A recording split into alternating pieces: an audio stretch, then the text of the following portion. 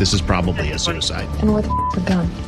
Yeah, there's the entrance. So then we've got a bullet In the floor, under him. This gun's got to be underneath him. But I still don't see a gun. There's no gun under here. Something's not right. There's no way he killed himself if there's no gun. Well, this just got unexpected. 911, what's the emergency? My husband has been shot in the head. He's laying in the master bedroom on the floor. What's your name? My name's Annie Valgora. Where is he in the house right now? Just my son and I. So do you believe that your son did this? No. No, my son is 10 years old. It's okay, baby. It's okay. It'll be all right. Hang on. I responded urgent status, which means lights and sirens. I was familiar with the house and was one of our former dispatchers at our communication center, but there was a handgun involved. So I asked dispatcher to have the reporting party step out to the front porch, and I wanted to see her hands. Okay, well, can you actually step outside, make sure your hands are able to step out to the front porch for the police? Yeah. Once I saw her hands, I exited the vehicle. I asked her where her son is. I can see him on the couch. You just stay there with Mama, okay, buddy? When I walk in the doorway to the master bedroom, I can see a body laying on the floor, partially covered with blankets. But I could tell that he was deceased just due to discoloration on his limbs, the lividity, like the blood pooling. What's his name? Steve. S-T-V-E-N? Yes. Last name? Olson. You know, if he's sleeping and someone else shot him, that's a weird position for his arm to be in. He was located on the ground with his head laying on a body pillow, shot in the head. He was laying down in a face-down posture. His right arm was kinked up in a chicken wing fashion, his palm facing straight up. There was brain matter that was outside of his head. He wasn't moving. He was cold, kind of stiffening up to the touch. We treat every death as a suspicious death until proven otherwise. So with this case, it's either suicide or murder. His name's Steven Olson. That's all I know. And I mean, he's got a flashlight. He got a knife on his boot. Is that a holster? Yeah, I'll bet you're right. Okay. The holster's empty. This is weird. The holster wasn't like a duty holster like I'm wearing, but he's wearing a brand of pant that are very common among law enforcement. Is he a cop?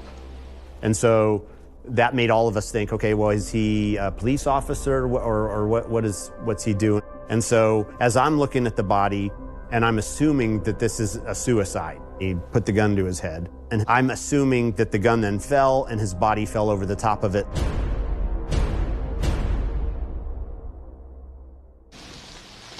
Launcher and roll. Yeah. It does be the entry. That looks like the exit to me. Hold on, there's a hole right there. Oh, you know what? That Where's there a pillow was hole? over his head. Oh. Yep. I see what you're saying. Yeah, there's the entrance. Oh, yep.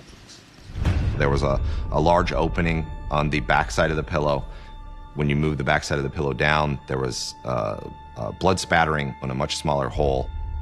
I think in this particular situation, the pillow was wrapped up over his head and used for sound suppression.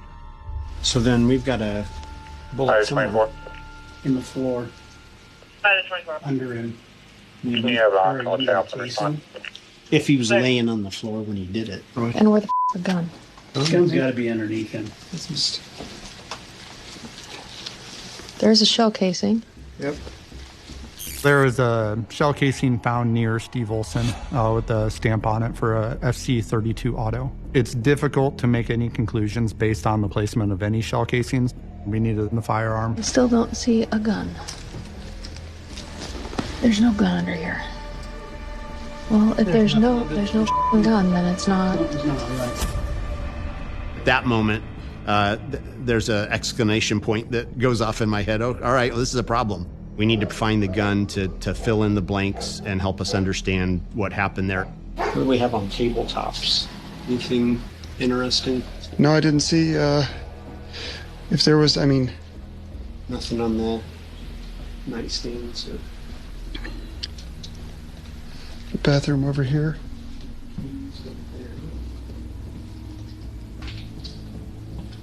Do we know where the gun is? Nope. I might Did as well she wait for cover him pictures. with the towel? I'll ask her if she covered him with a blanket. Did you find him with the blanket on him, or did you put the blanket on him? I'm sorry. Was the blanket on him, or did you put it there? The blanket was Okay. Can we put the dogs in the basement? The house was chaotic, and the dogs are barking so loudly, and Anne was calm. Like, if I had just found a loved one shot in my bedroom, I would be hysterical. You last saw about 1-ish. I went to bed. We were watching a movie. And I didn't hear anything through the night. How old are you now? I'm 10. 10? I didn't hear anything through the night until Mom woke me up. Okay. I didn't hear anything, but I take all my meds at night. Were you sleeping in there?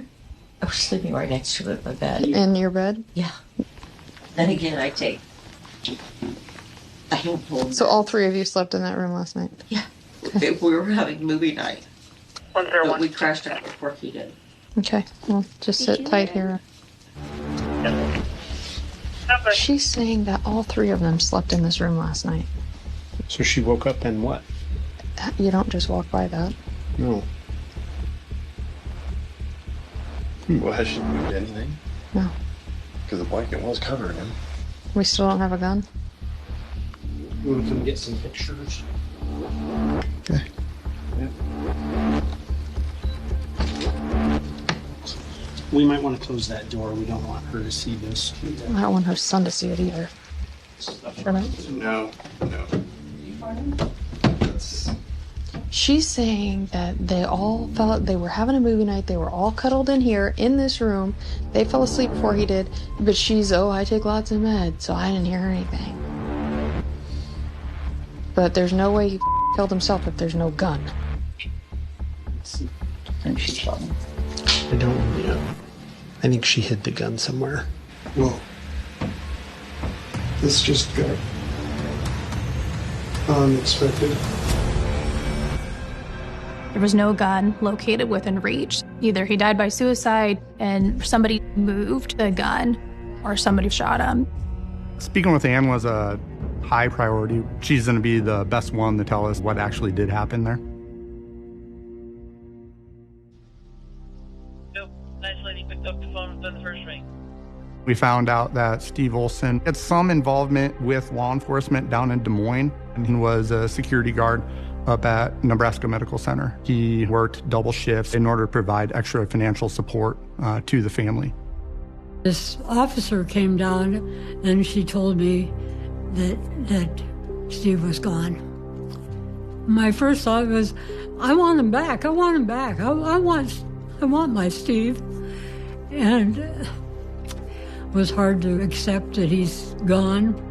Steve grew up on the farm, and he graduated from high school and enlisted in the Army. He was a helicopter crew chief. A lot of his co-workers spoke about Steve and how friendly he was and how helpful he was, how courageous he was. And that reminds me every day of who he was and what he did. Initially, when I approached Ann Valgora, we treat her as the reporting party. At the same time of being a reporting party, yes, she's also a potentially grieving widow that just lost her husband.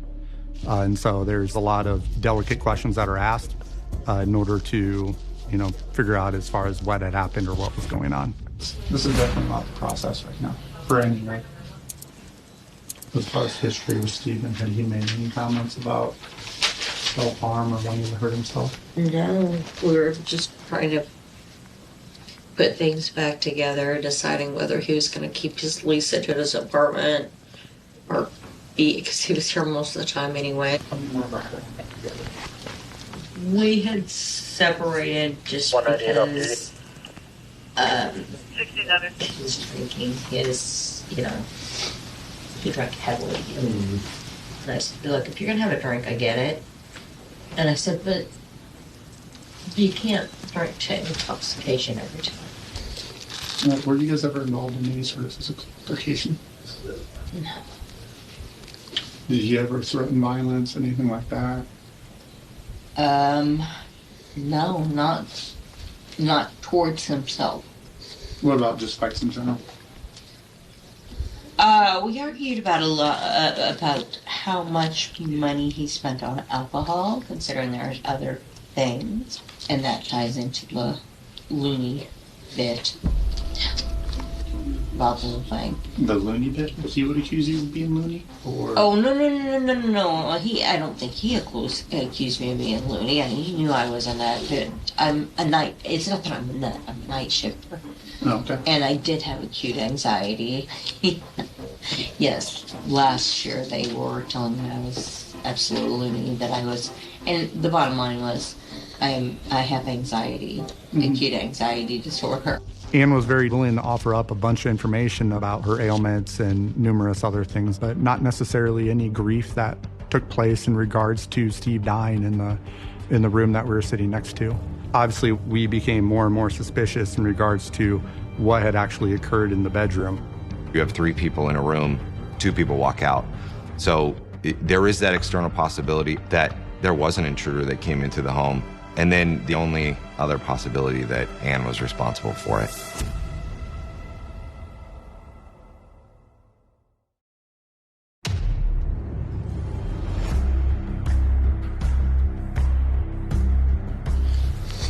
Okay, so you guys were watching the movie last night, and you said you crashed out during that. Mm-hmm. And then where was Steven at that time? He probably laid down to go to bed, I would imagine, at some point. I came out this morning and found the front door open and the screen door, and the alarm was not set. And then about what time did you wake up? About 2:15. About 2:15 today? Yeah. Or 2:15 this afternoon, or 2:15? 2:15 today, this afternoon. Okay. Didn't know whether Steve had work at 3:30 or 4. And that's when I found the disaster. So he was laying on the floor in the dark when you woke up? Yes. Any other incidents between you and Steve and between Steve and maybe anyone else? Nothing I'm aware of. Okay. I can't. I'm just. Do you have any belief? I'm sorry. I just can't even think straight right now. She did not provide any names in regards to, I think Steve had a grief with this person, and I think you guys might want to go look at them right away. I found that extremely odd. The fact that she was not willing to come up with any sort of theory is obviously suspicious. So you have the alarm system. Do you have any, like I have a Ring doorbell that takes video and stuff. Do you guys have anything like that? So we put like a little one at the top of the steps. Okay. And so, I mean, it's just kind of an indoor camera, but... Okay. But I don't know if he had it on or not. Oh, okay. When you found him today, was there a gun laying near him? I didn't see it. I immediately looked over. I was like... Would you have grabbed the gun and thrown it in a drawer so that he wouldn't see it? No. Okay. I didn't even see the gun. I saw the head. Right. I was like, I threw the blanket over and I went over. I'm like, come on, buddy, we gotta come out of here. And he goes, what's wrong with Steve? And I said, well, there's something. I said, but you don't want to see this. Mm-hmm. I said, you don't need to see this. And that was smart thinking. Dispatcher for 10 years. My police brain is just trying to fill in the blanks and come up with a story that makes sense. If he did it himself, since the gun is not underneath him, then Anne must have moved the gun somewhere. And there's probably a motivation for that. She's trying to protect her son from the gun, or that she hid the gun because she's afraid that if this is a suicide, that life insurance may not pay out. I think your mom just arrived.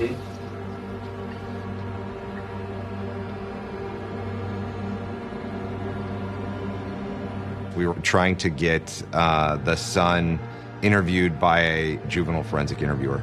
It's tragic for someone who's at such a young age to be able to now have to process that and compartmentalize that for the rest of his life.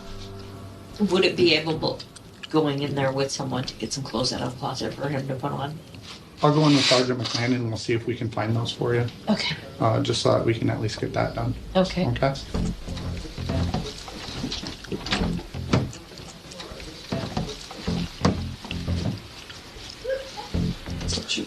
And they have all their mirrors covered. What's the deal? Yeah, that's crazy. Steven's sweatpants and have her like freak out. Yeah. She seems remarkably unfreaked out.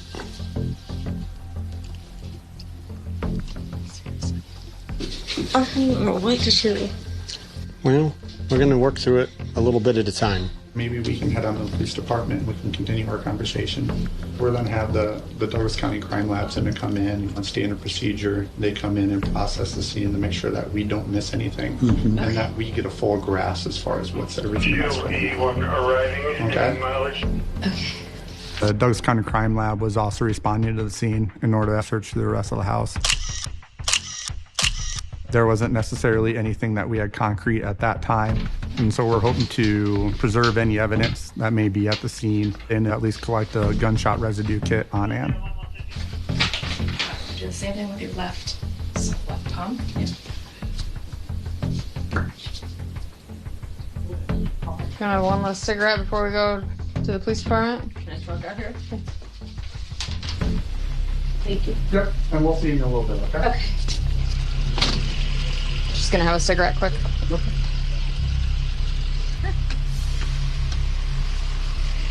Sorry, I have a ton of stuff in here, so obviously I'm not gonna like handcuff you, but I will have you sit in back. Okay. And we're about the only people that fit comfortably. Little short girls. Oh my God. No kidding. Okay.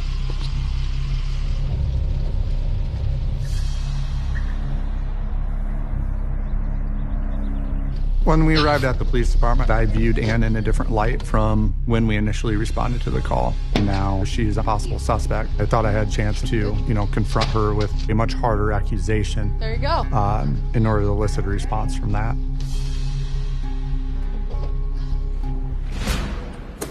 I just want to make you aware it's a voluntary interview. You don't have to answer any questions I have. You're free to leave at any point in time, okay? Okay. So with these general investigations, we go through a standard set of questions that we ask everybody. So the first question we always ask is, did you have any part in any involvement in Stephen's death?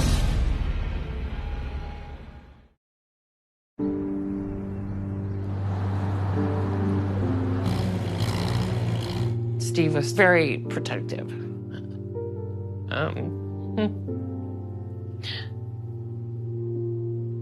Sorry. All through grade school up to high school, if he found out somebody was picking on me on the bus or anywhere, he was there, just leave her alone. It's my sister. He was there, always, just, he was a great brother. I didn't do anything. Okay. What occurred last night? Yesterday, he worked evening shift. My son likes to wait up for Steve so we can have movie time and whatnot. And we were sitting in there and we were almost done watching the next one, and I'm just dead to the world. Mm-hmm. But I'm taking medication at night because I don't sleep well. That's why I've got to make sure everything is done in the house before I take my meds. There's definitely an example of her taking one question and turning it into 3 or 4 different answers. I could see it as an attempt in order to list out the laundry list of everything else that's going on in order to avoid the actual investigation. So I've got quite a few medical issues. So where was your son sitting during these movies? Next to me, most of the time, but I'm sure I fell asleep before he did. Because when I woke up, he was kind of snuggled in my arm. I was like, oh, okay. Well, I gotta get up. I was gonna look at the calendar and see what time I needed to wake Steve up. I'm like, honey, are you in there? Mm-hmm. And moved the pillow The blue and white pillow was like folded over his head, which was, it would never be like that. I'd never seen it like that way before. So I kind of flipped it back and gave him room, and of course let out this gush of and that's when I called, and I'm like, I called Mom. I said, start down this way. I need you down here right away. I said, I'm calling the police right now. I said, apparently something happened last night. Steve's been shot in the head. She called her mom first. With her history of being a dispatcher, also an EMT, that struck us as very unique, very odd, very inconsistent with what most people would do if they just found their spouse, dead on the floor in front of their bed. I said, I felt her heart, got no pulse. I said, it appears that rigor is setting in. And I said, I said, at this point, I said, Mom, he's gone. I said, there's no way. And she goes, okay, let me grab your sister, and we'll head that way. And at that point, I hung up with them, and I called 911. Do you mind if I look at your phone just to see what the time frame was on that call? Absolutely. Oh, here. And obviously, you can see I'm not alone. I'm upset. And I'm sorry if I'm scattering a little. I'm a little. I think I'm just a little bit shocked. Ugh. I don't get it. I don't understand. Tell me more about the rigor. Rigor? Yeah, as far as what you observed that led you to believe that. I'm an EMT, but rigor when it gets hard. Mm-hmm. When the body gets hard and stiff. Yeah, I know what it is, but what did you observe on him that you observed as rigor? So I tried to move him, and I of course touched his neck. There's nothing there, and I'm trying to see if there's anything, and he was just stiff, and and hate to put it in ambulance code, but DOA, but he was. I've never heard anyone discuss a loved one's state of rigor when they've been found deceased. So the fact that she was using those terms to describe her husband is rather bizarre. This situation, we have to kind of decipher on the spot. Is she trying to process? Is she trying to compartmentalize right now? Or is she just straight out lying to us? Do you and Stephen have any disputes? We had problems, and we were doing so well with our problems. Mm-hmm. Our finances are a little bit foobarred right now. That's because I'm not working, obviously, and he is, he's the only income. He's got 2 places he's paying for, basically. And I don't even know. I know he's got an insurance policy somewhere. But I'd have to dig it up and dig it out and find out what it is. I don't know what it is, and I don't know who it's with. She volunteers that there was a life insurance policy, and so you kind of start piecing together, okay, if she was got a financial benefit, that pointed the finger more towards Anne, that she was involved in it. It was a leap forward in that process, down that path that established that Anne might have shot and killed Steve Olson.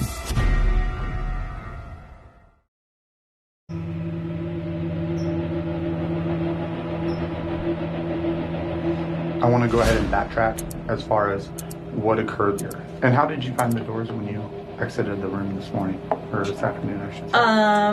I came out and the alarm was not on. I thought, well, that's odd, and noticed that the front door was open like that far, about an inch. And the clicker for the screen on the door was open, in the open position. I wouldn't leave my house like that.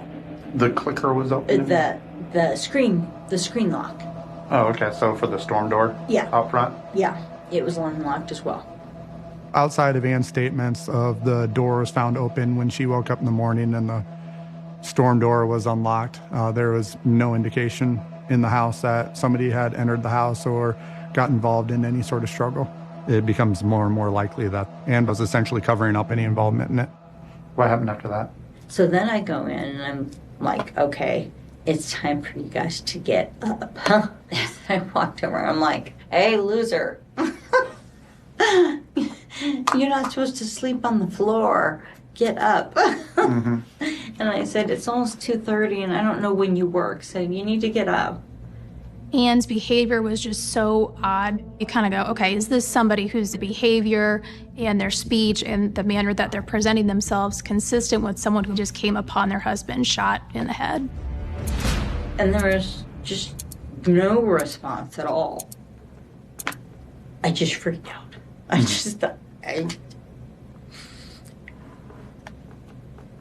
And I couldn't go back in and look myself even. I didn't want to. As far as he had a holster that was on him, does he normally always carry a gun? Did he have a gun on him last night? He has a gun. Yeah, he usually carries. Where would he have stored the gun? Where does he typically store the gun when he sleeps? At night? Yeah. He sleeps with it. It could be here, it could be there, it could be in his holster. I've seen him sleep with it laying right next to his hand. I've seen him laying on top of it. There's a smaller one that he leaves at home. It's a little Beretta. It's his. That's for in case of emergencies. And I don't know. You want me to shoot an intruder if there's ever an intruder. But I said, I've taken that oath to heal. I said, I'm an EMT. Mm-hmm. I'm an EMT instructor. I said, I don't really want one. And I said, if you want to leave one up there, that's fine. Or leave it in the case or whatever. Make sure it's got a gun lock on it. I said, I don't care. It's nice to know that there's a weapon there that if any harm was to come to the child. But I told him I can't. I said I couldn't do that. What else do you know about his other guns?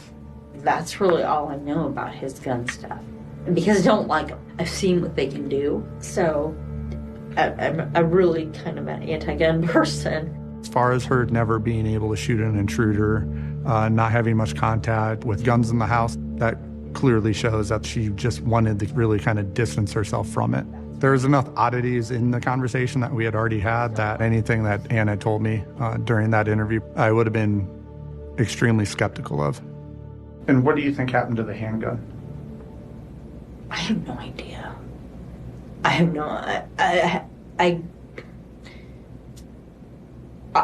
no idea from the time I fell asleep to the time I got up and started running around and doing my thing, that anything had happened. Mm-hmm. So it's kind of, I don't know what else to tell you. Okay. I mean, I just don't, because, like I said, I take these meds.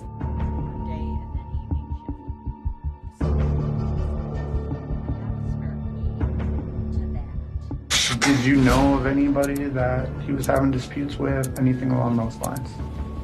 He had disputes on a daily basis when he worked in the yard and stuff like that with people. Anything that would have followed him home, no?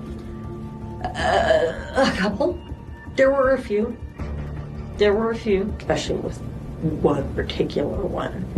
You know, he says, I'll find where you live and I'll kill your family. First I'll kill your family and then I'll make it, and then I'll kill you. But you're no longer.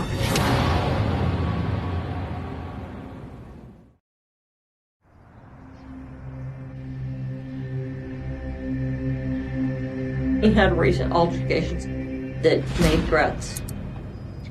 And so it's kind of one of those things of, I said, is there going to be a problem? But obviously that didn't take place. Mm-hmm. So I don't know. May he have made some friends or acquaintances? I would assume so. I have heard stories of anybody he was in a business deal with, anything along those lines? Not that I'm aware of.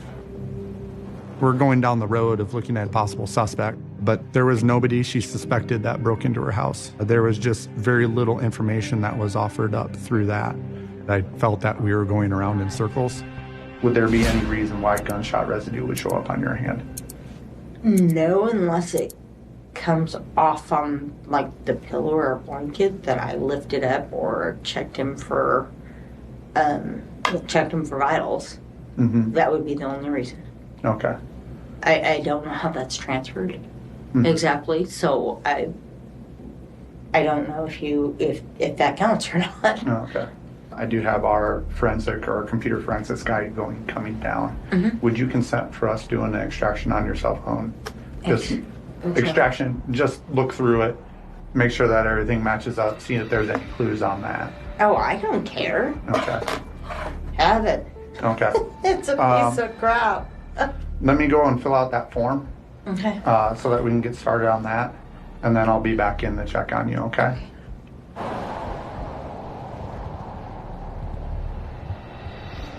She was not in custody at the time. And we had kind of reached a point where it was now important for us to, find out what her son said during his interview, and then also find out what exists in the form of physical evidence at the home.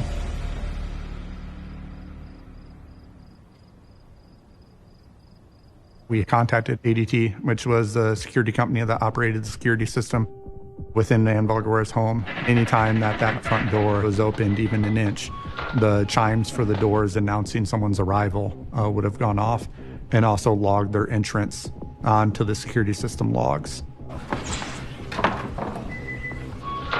The security system had showed that the front door was closed all night and was not opened until Ann reported that she had woke the next day, which was contradictory to her statement that the door was open when she first awoke.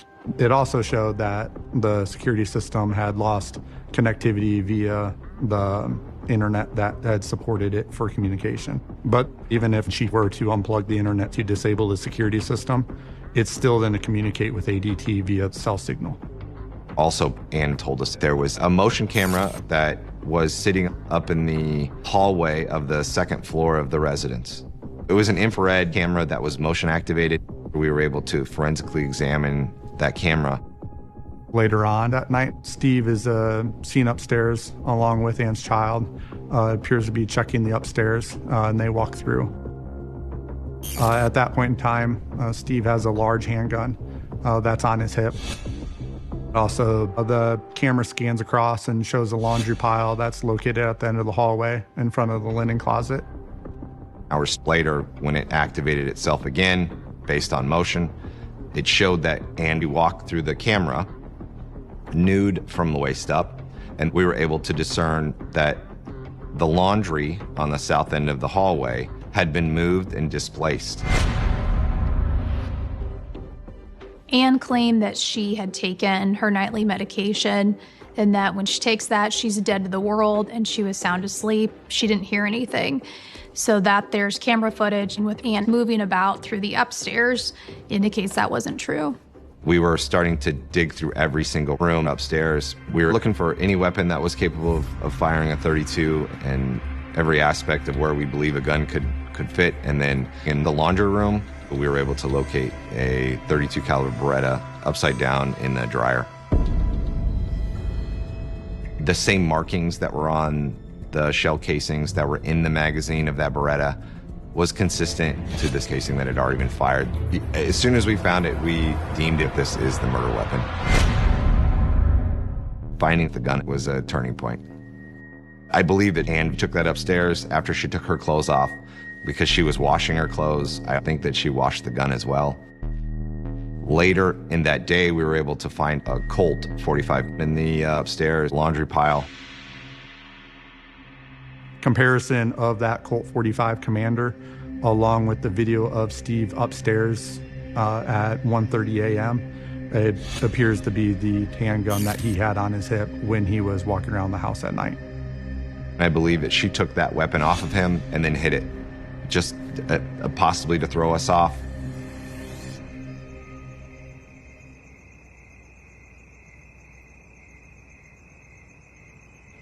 Those interviewers are trained to make sure that they're not leading that child witness to an answer and really give them an opportunity to tell their side of the story and what they heard. And Son stated the night before, while Steve had fallen asleep, the gun that was located on Steve's hip had fallen out and onto the floor. At about 4 a.m., and that's when he had said that everything had gotten really weird. He said Steven is kind of asleep on the floor at some point and snoring. And then her son reports that he heard a thud, kind of what he calls a silent gunshot. And his mom told him that was nothing and he should go back to bed. He also observed that Steve had stopped snoring. Based on everything that's happened up to this point, we came to the conclusion that Ann Valgora got up in the middle of the night, took a firearm out, went to the end of the bed, and killed Steve Olson.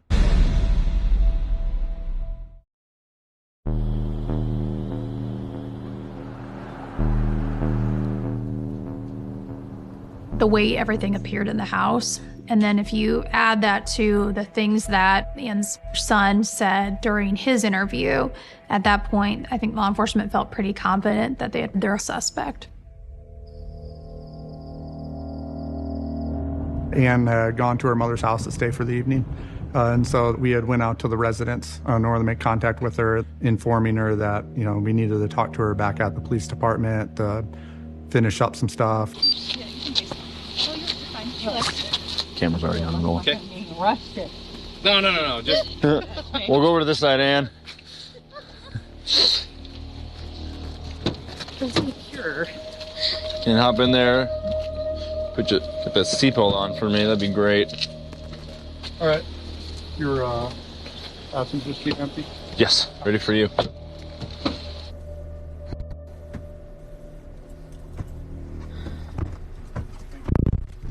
You didn't happen to pick up my medication, did you? We did. Oh, thank God. Oh.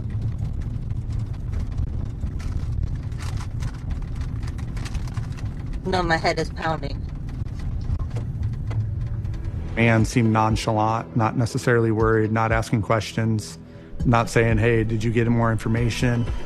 Did you find out who did it? So how long have you raised the Burmese mountain dogs? Oh, God. This is my second set that I've retired. So, I want to say that 10 years. We ended up having a 20-minute conversation about the Burmese mountain dogs that she was breeding in her home. And I definitely felt that she was avoiding anything that had to do with the case or what we were looking to discuss once we were back down at the police department. If you want to have a seat in there again for me, can I get you a water or anything? You got that? Okay. Give me a bit and I'll be right in. Okay. This interview would include much more directed questions. We just need to understand the why and give her an opportunity to explain what caused her to do anything. Okay. So obviously we went out to the house and we did a search warrant. I definitely think we have a better idea or a better picture as far as what happened. Okay. So after seeing everything, I'm just going to tell you, we found that you were responsible for Steven's death.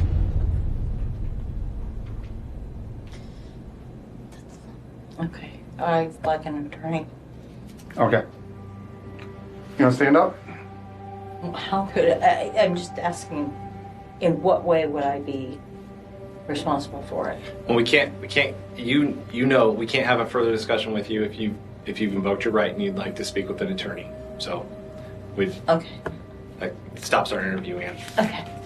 When anyone requests a lawyer when you're in that situation, you take it as a hit. But that evening, Ann was booked for second-degree murder and then lodged at the Sarpy County Jail.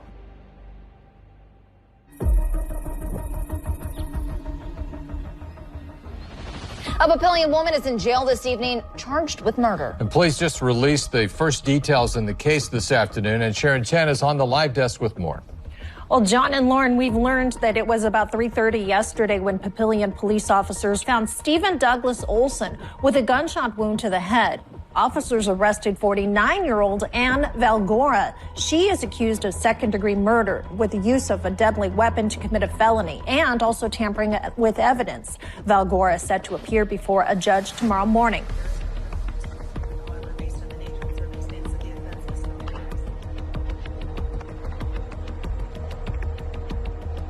There was a jail call that she had made to a family member explaining that there was a life insurance policy on Steve, contrary to what she had explained to us in her interview. You need to call his insurance company. It's going to be like New York Life. It's going to be one of those black tubs. And I don't know how that'll work and I would just say, look, he's passed away. She's in jail right now. And it will go to me directly as wife. The life insurance policy was located in the black tote within the bedroom. And what was discovered is that Stephen's life insurance policy had Anne as the 100% beneficiary of that. Also in text messages, she was kind of pressing Stephen to make sure that payments were made on his premium for that life insurance policy. Their finances were in a bad place. Their relationship in general just seemed to be so volatile. I don't know that the life insurance was the sole reason, but it does appear that it might have motivated her as well.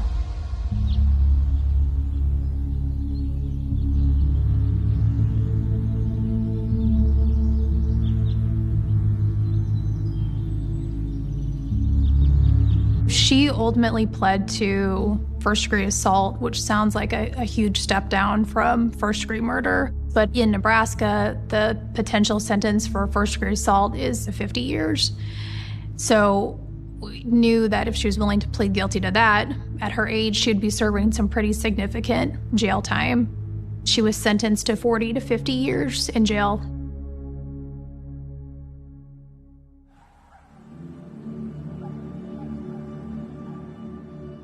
Obviously, it's important to seek justice for Steve Olson because at some level, he trusted Anne. And at some point in his life, he loved Anne enough that they got married. And she betrayed that trust in the most egregious way that someone can do that.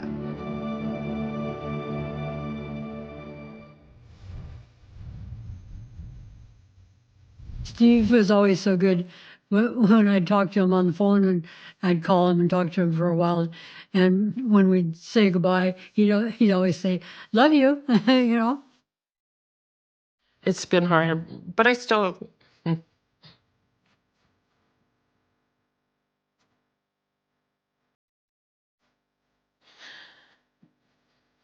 still talk to Steve. That's a lot of his friends and coworkers and everybody. They're like, talk to him. He's still there. He's listening.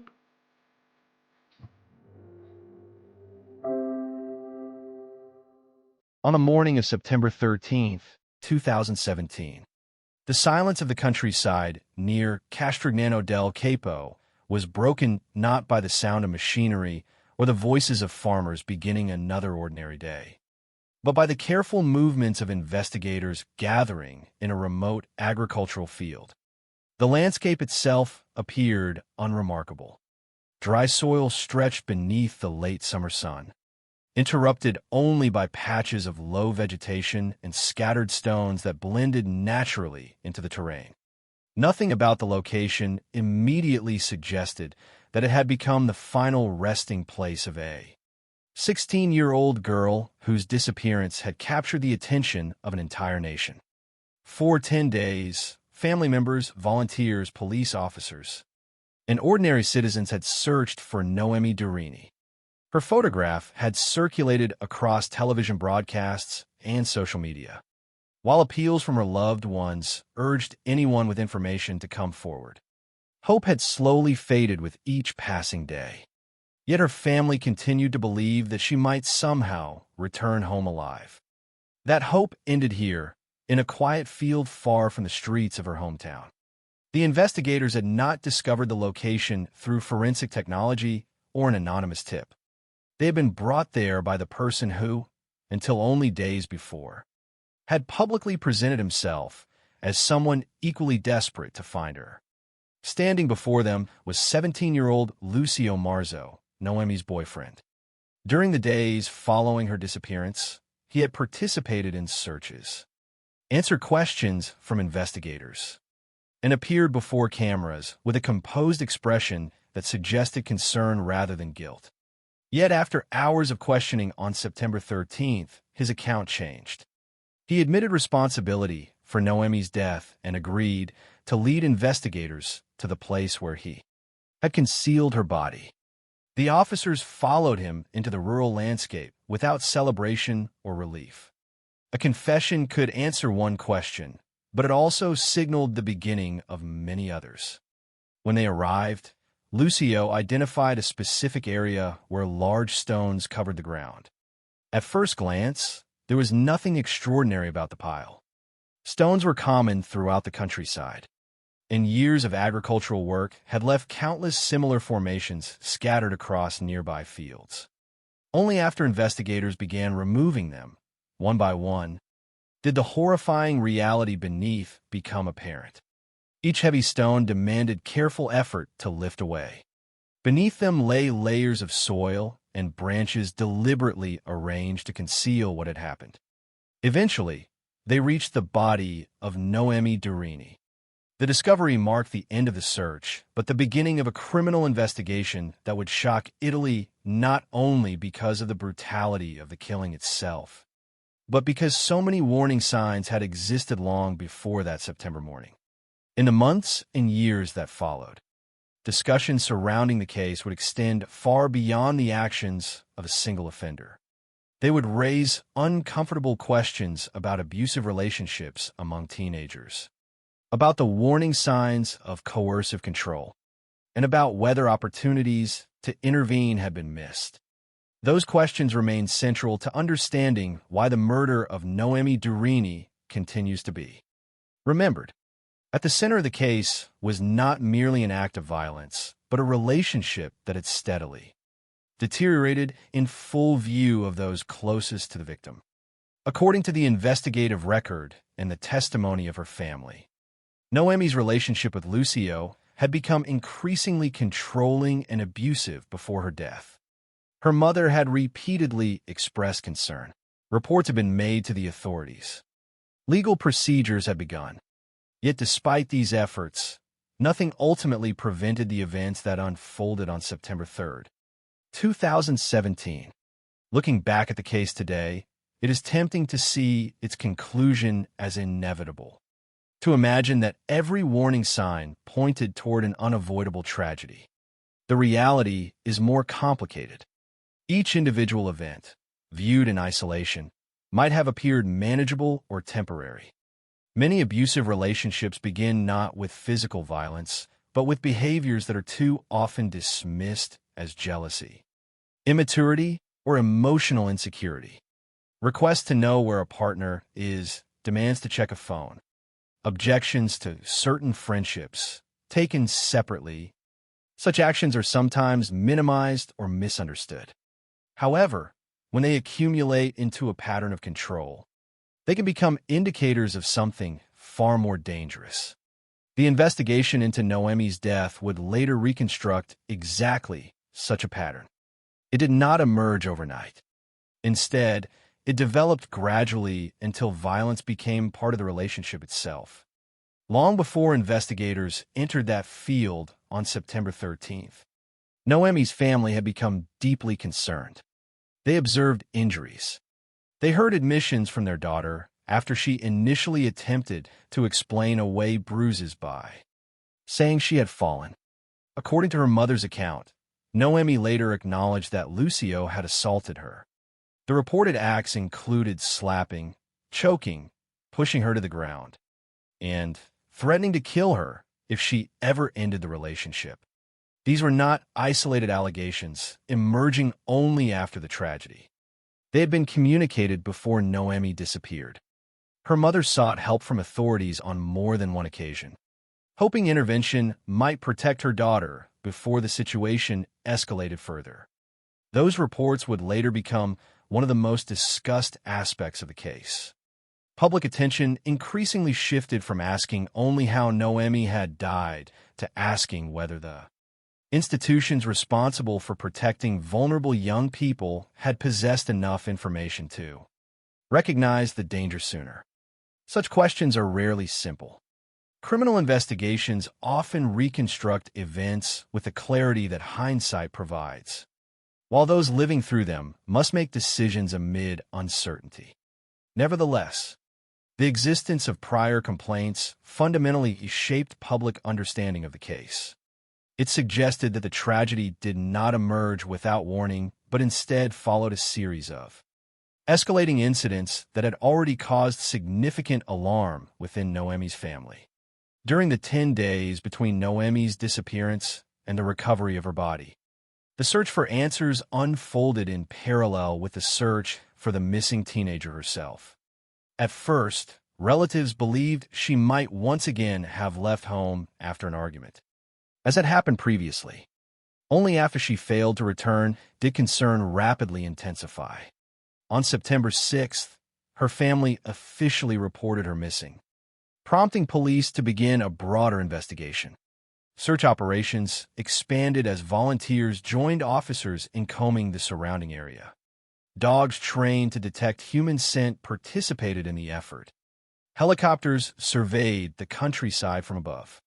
Local residents distributed photographs and watched television appeals from Noemi's loved ones, hoping someone might recognize her or provide a useful lead. Throughout those days, Lucio remained part of the public picture. Rather than withdrawing from attention, he appeared cooperative. Investigators questioned him repeatedly, but inconsistencies gradually emerged within his statements. As the days passed, those contradictions became increasingly difficult to reconcile with the known timeline. Suspicions slowly shifted toward the person who had last been seen with Noemi. Eventually, sustained questioning produced the confession that led investigators to the concealed grave. Yet, even after the body was recovered, many questions remained unanswered. Why had the relationship become so violent? What exactly occurred during the final meeting between the two teenagers? How had the search unfolded from the perspective of investigators attempting to distinguish deception from truth? And why did the case continue to provoke debate years after the criminal proceedings concluded? To answer those questions requires returning to the beginning, before the search parties, before the confession, and before the field where investigators uncovered the truth beneath layers of stone and earth. It requires understanding who Noemi Durini was before her name became known across Italy. How an ordinary teenage relationship gradually transformed into one marked by fear and control, and how a sequence of documented warning signs ultimately became part of one of the country's most widely discussed cases involving teenage intimate partner violence. The search for Noemi Durini unfolded against a backdrop of uncertainty that became more painful with every passing day. When someone disappears without explanation, those left behind often cling to ordinary possibilities before accepting extraordinary ones. Family members hope for a misunderstanding, a spontaneous decision to stay with friends, or a temporary attempt to escape an argument. In Noemi's case, those hopes existed during the first days after she left home on September 3rd, 2017, because she had previously left following disagreements. Her family initially believed that this disappearance might end in the same way, with her eventually returning home. Yet, as hours became days, the absence no longer resembled a teenage argument or an impulsive decision. Something had changed.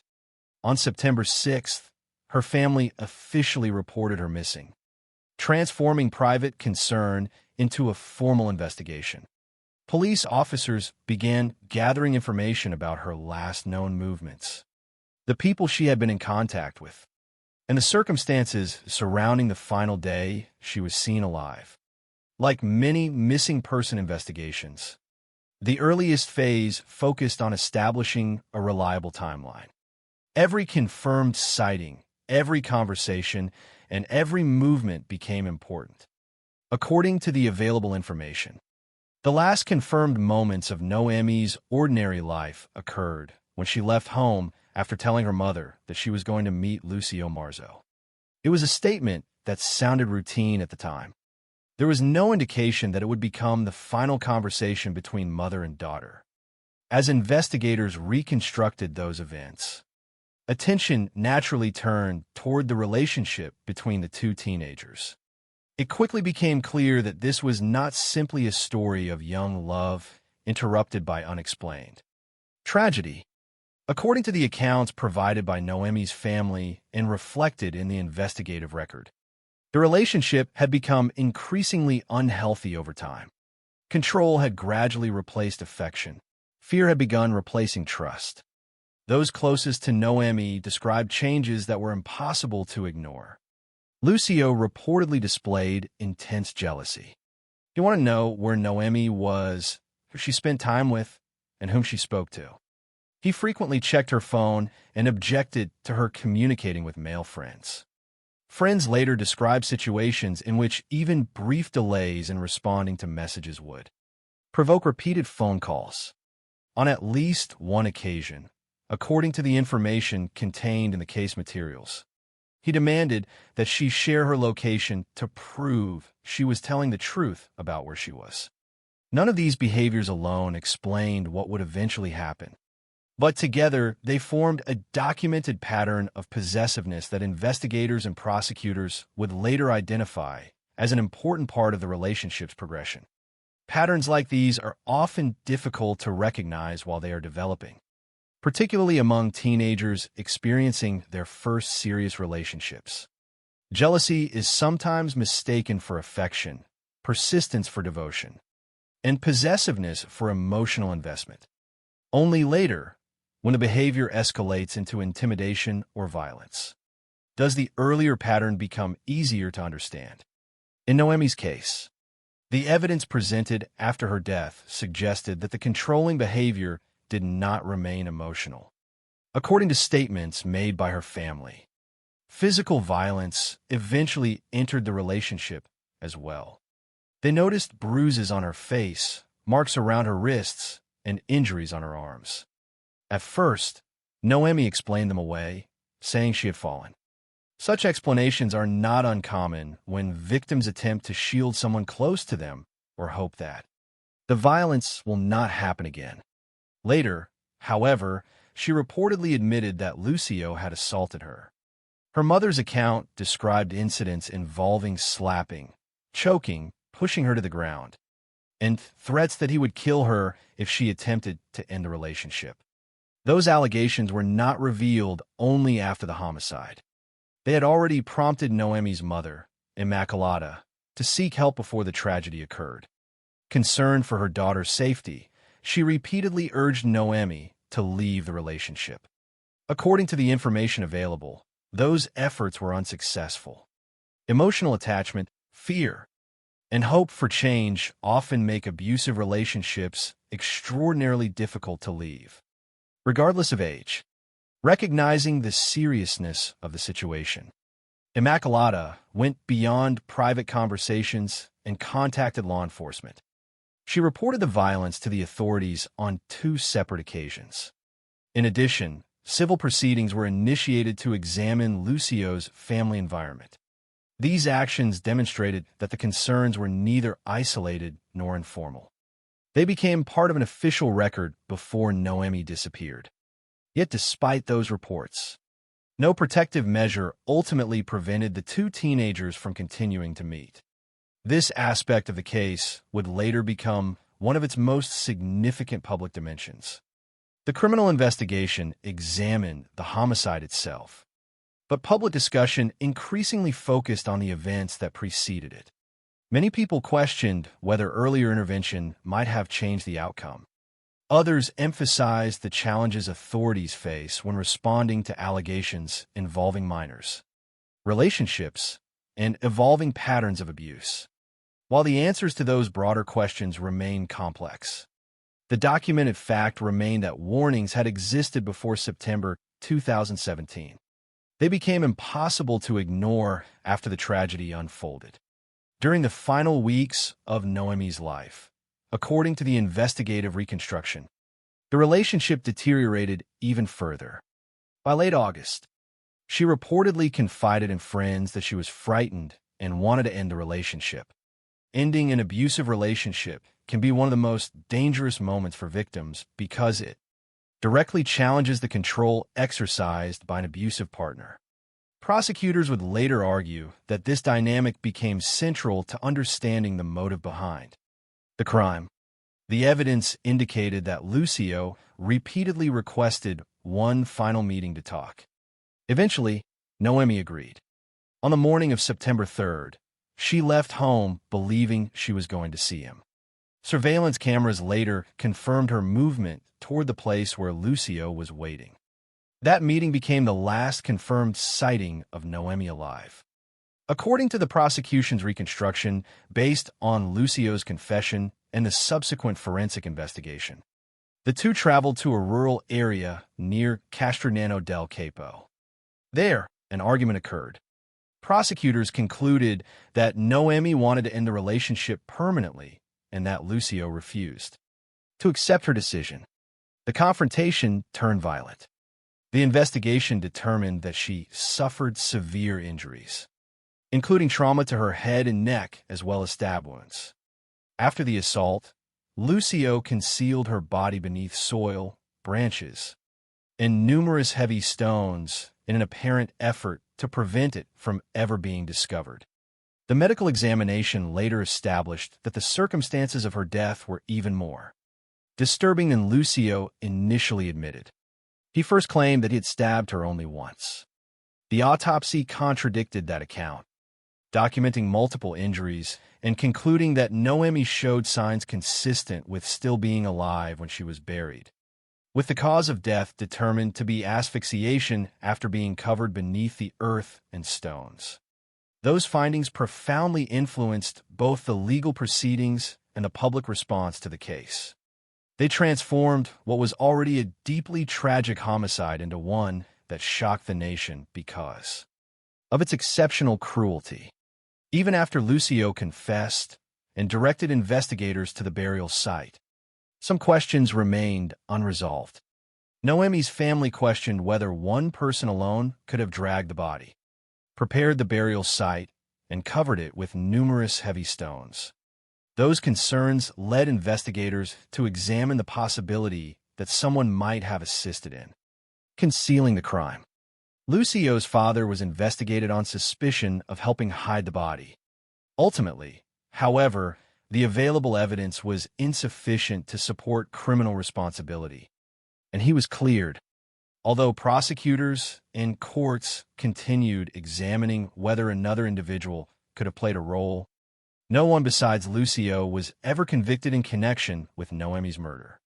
Those unresolved doubts became another reason why the case continued attracting public attention long after the criminal proceedings concluded. Yet despite the lingering questions surrounding certain aspects of the concealment, the central facts established during the investigation remained unchanged. A 16-year-old girl had entered a relationship marked by documented control and violence. Her family recognized the danger and repeatedly sought help.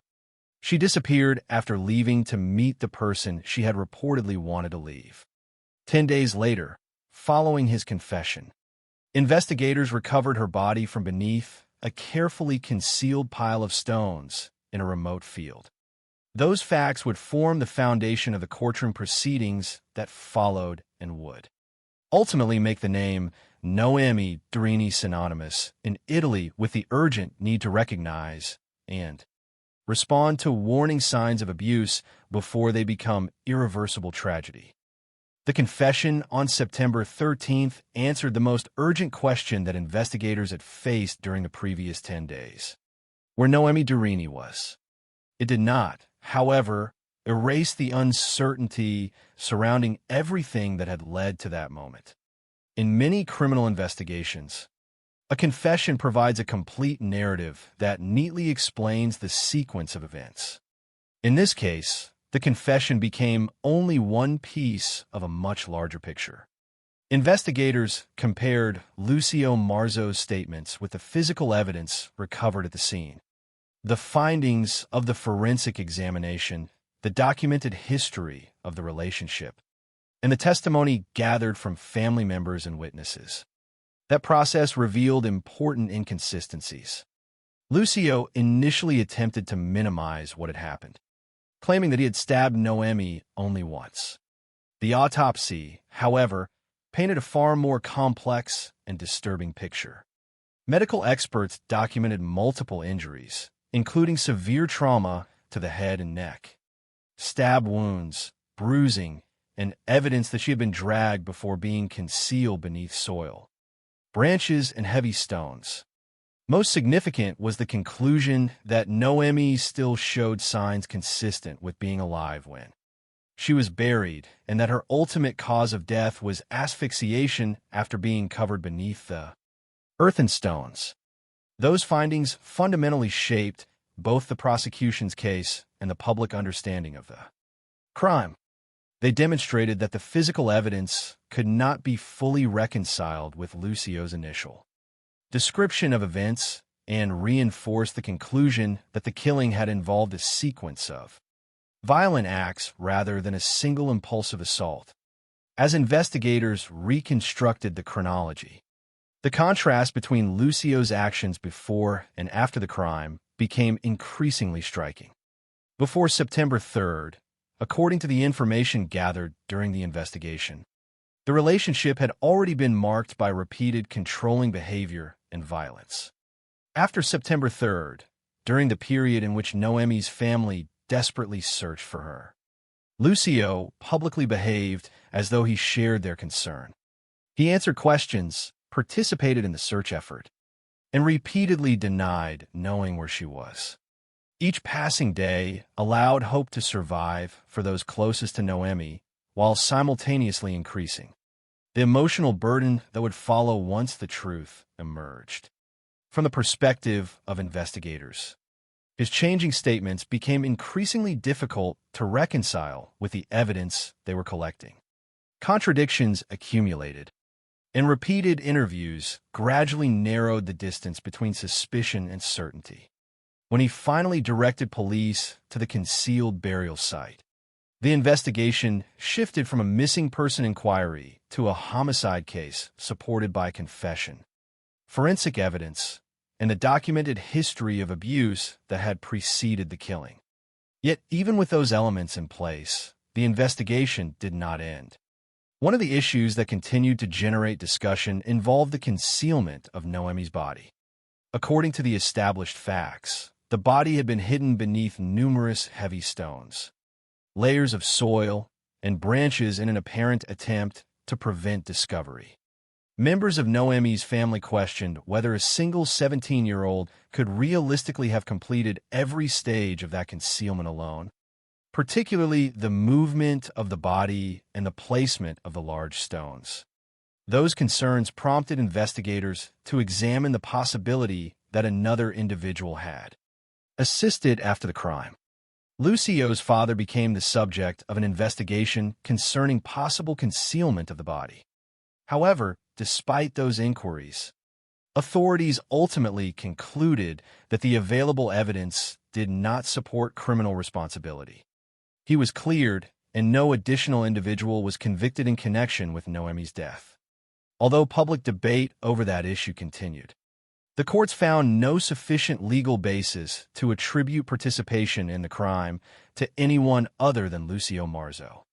The legal proceedings that followed reflected another important aspect of the case. Because Lucio was still under 18 years of age at the time of the homicide, he was tried before the juvenile court in Lecce rather than an ordinary criminal court. Prosecutors charged him with intentional homicide and concealment of the body, relying on the confession, forensic findings, investigative reconstruction, and other evidence gathered during the inquiry.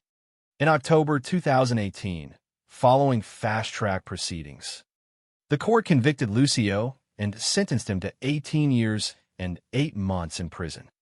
The following year, in June 2019, the appellate court upheld that sentence. confirming the original judgment.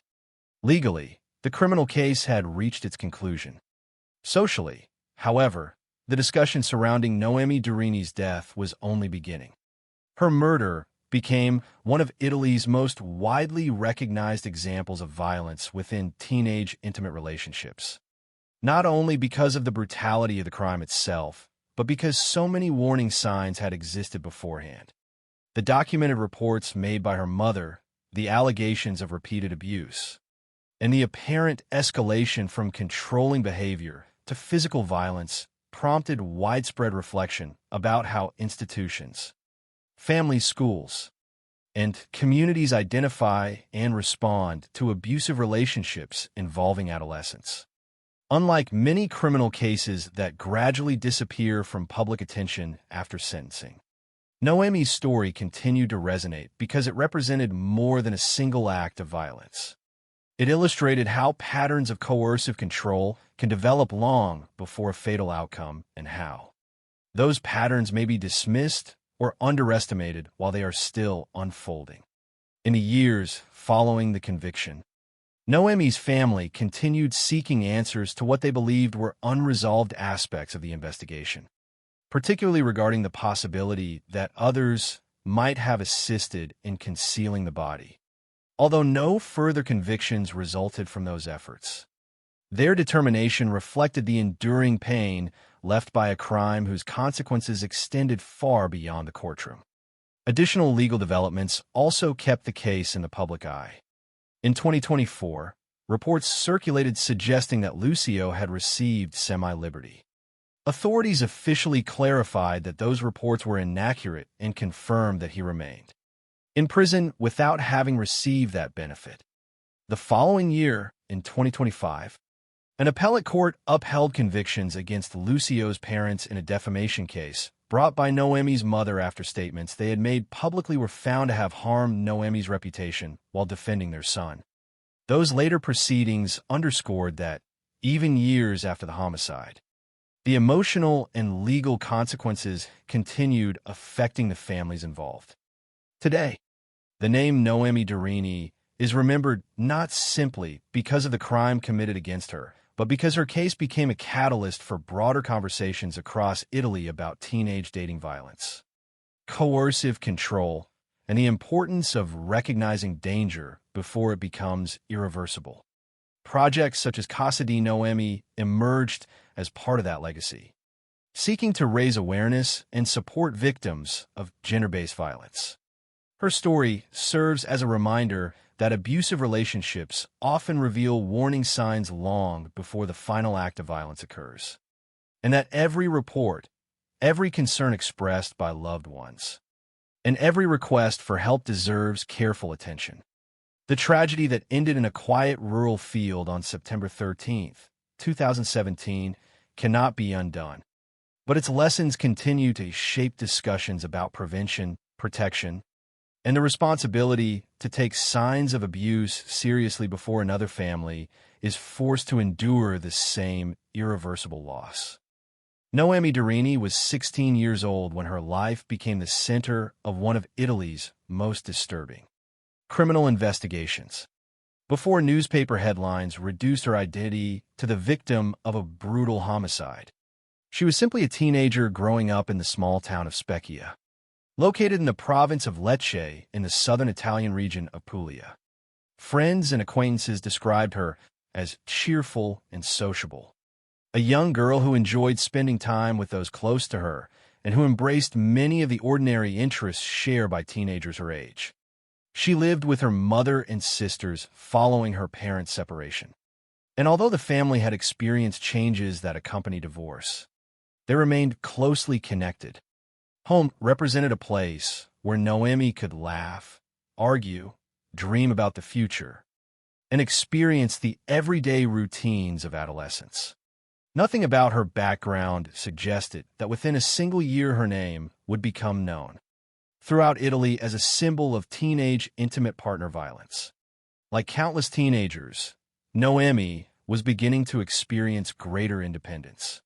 She attended high school, maintained friendships, used social media, listened to music, and gradually explored the emotional complexities that come with first love.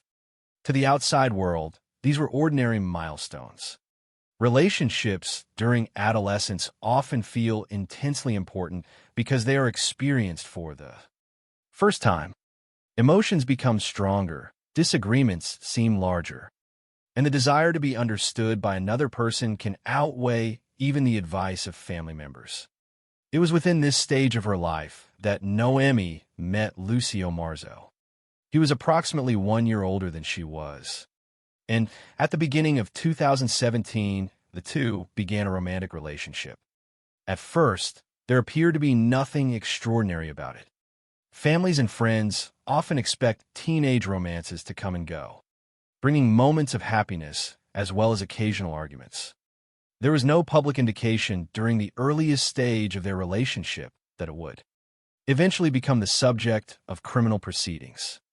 The relationship initially resembled what many would recognize as a typical romance between two young people learning how to navigate affection, disagreement, and emotional attachment. However, according to the accounts later gathered during the investigation, subtle changes gradually altered the dynamic between them. Those closest to Noemi began noticing behaviors that no longer reflected mutual respect or healthy affection. Lucio reportedly became increasingly jealous. He wanted to know where Noemi was throughout the day. He questioned who she spent time with and became uncomfortable when she interacted with male friends. According to information documented during the investigation, he frequently checked her phone, closely monitored her communications, and attempted to control aspects of her daily life. Friends later recalled that if Noemi failed to respond to his messages within a short period of time, he would repeatedly call her. On at least one documented occasion, he insisted that she share her location in order to prove she was telling the truth about where she was. None of these behaviors involved physical violence by themselves. Yet together they formed a recognizable pattern of increasing control. Such conduct has since become widely discussed in conversations about coercive relationships, particularly among adolescents who may not immediately recognize controlling behavior as a warning sign. At the time, however, these actions unfolded gradually rather than all at once. The progression mattered because it reflected an imbalance that continued to grow.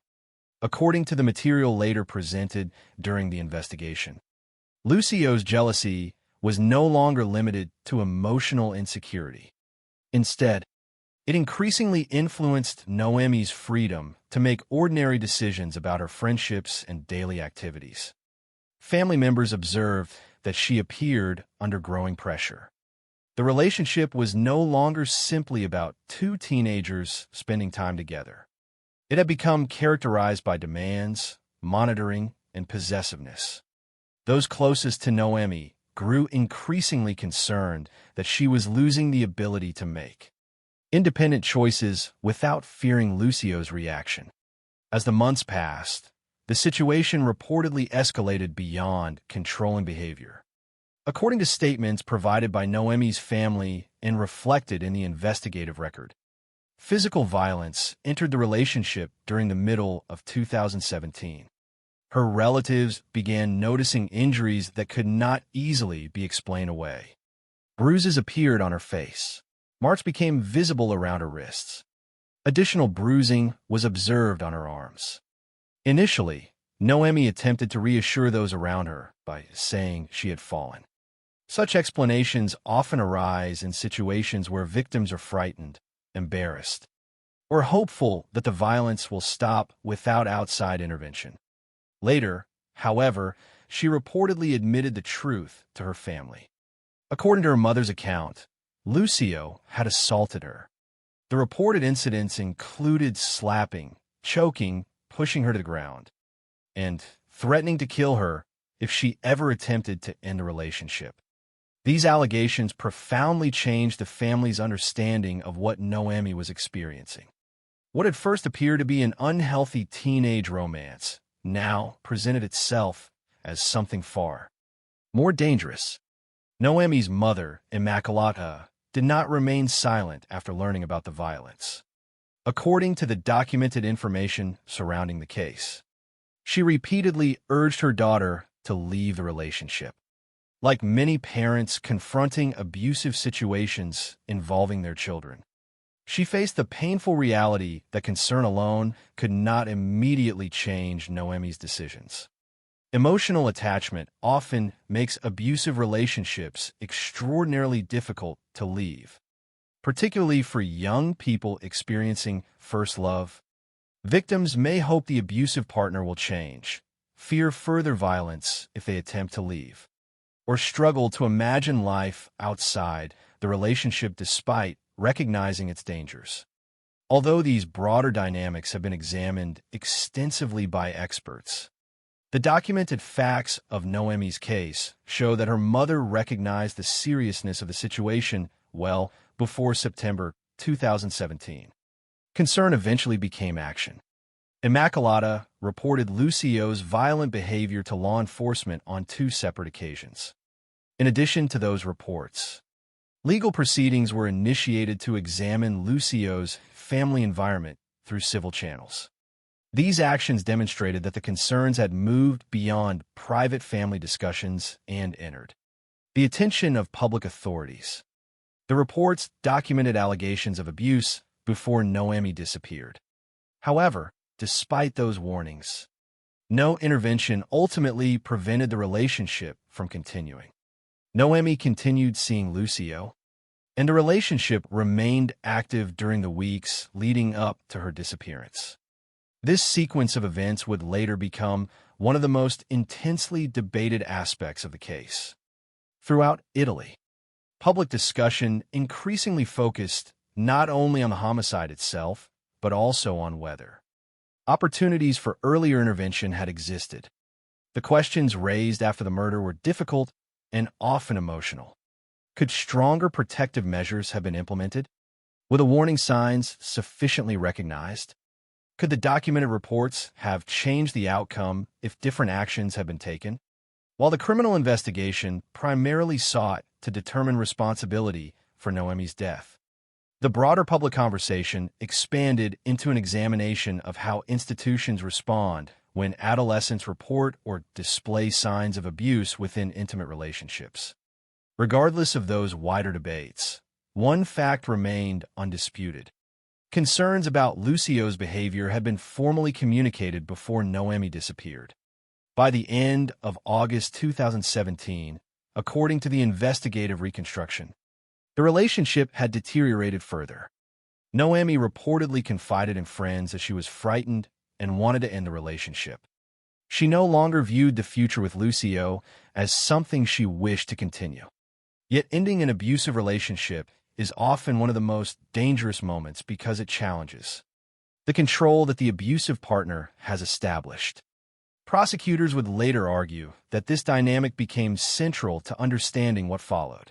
Investigators recovered information indicating that Lucio repeatedly requested one final meeting with Noemi so they could talk. Eventually, she agreed. At the time, agreeing to meet him may have appeared to be one final conversation between 2 teenagers attempting to resolve a failing relationship. No one around her could have known that the decision to leave home for that meeting would become the final chapter of her life.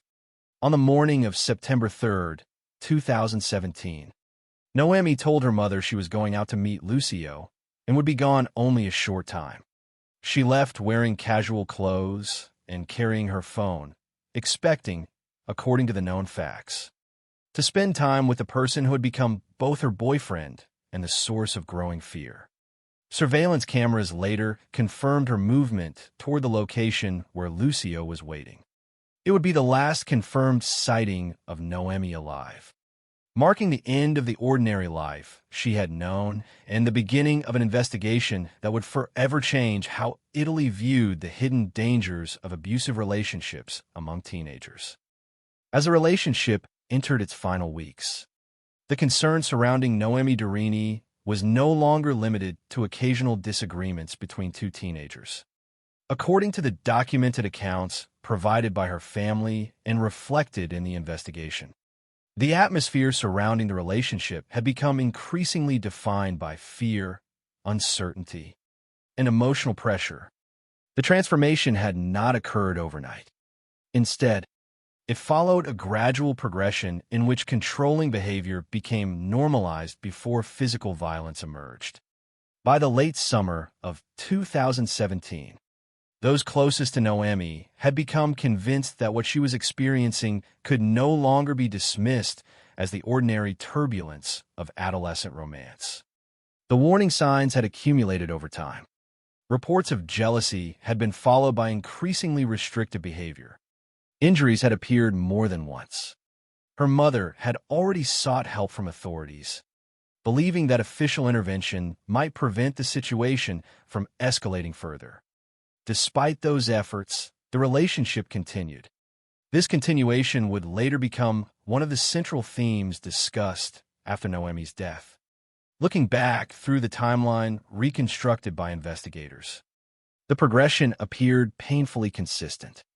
According to information gathered during the investigation, Lucio's desire to control Noemi extended beyond arguments and disagreements. It affected her everyday interactions and gradually narrowed the space in which she could make independent decisions without anticipating his reaction.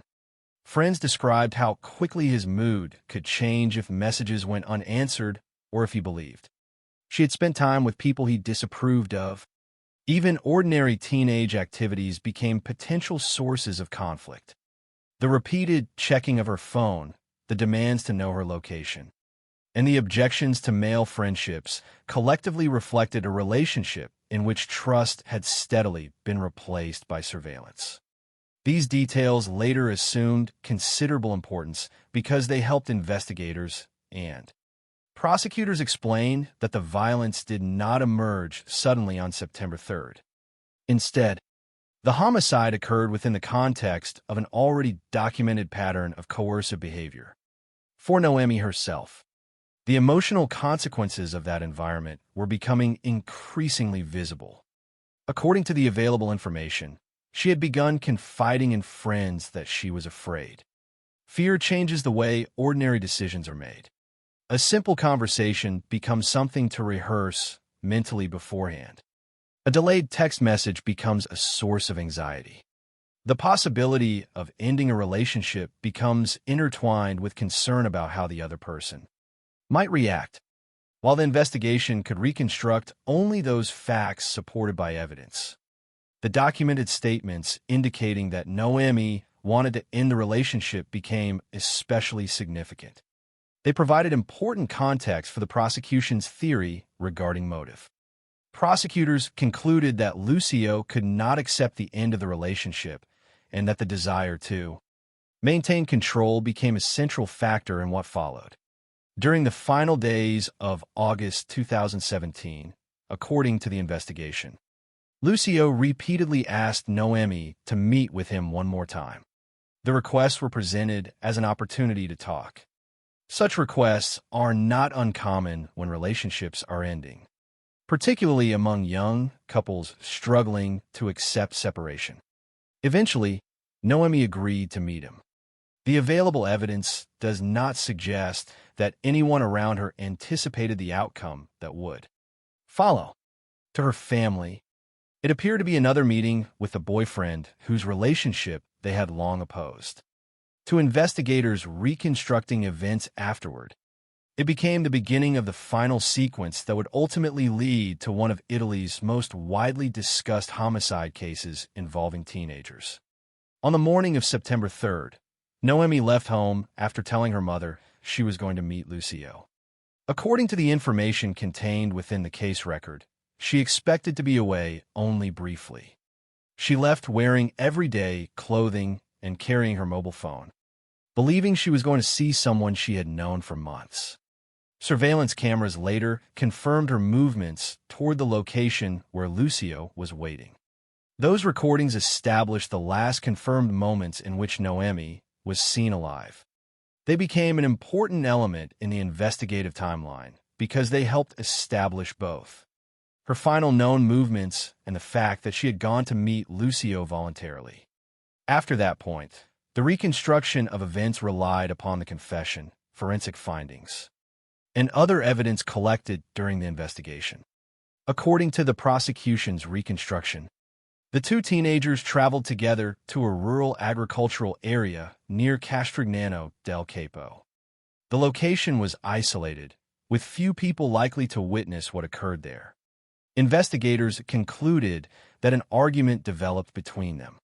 The central issue, according to prosecutors, was Noemi's intention to end a relationship permanently. They argued that Lucio refused to accept that decision.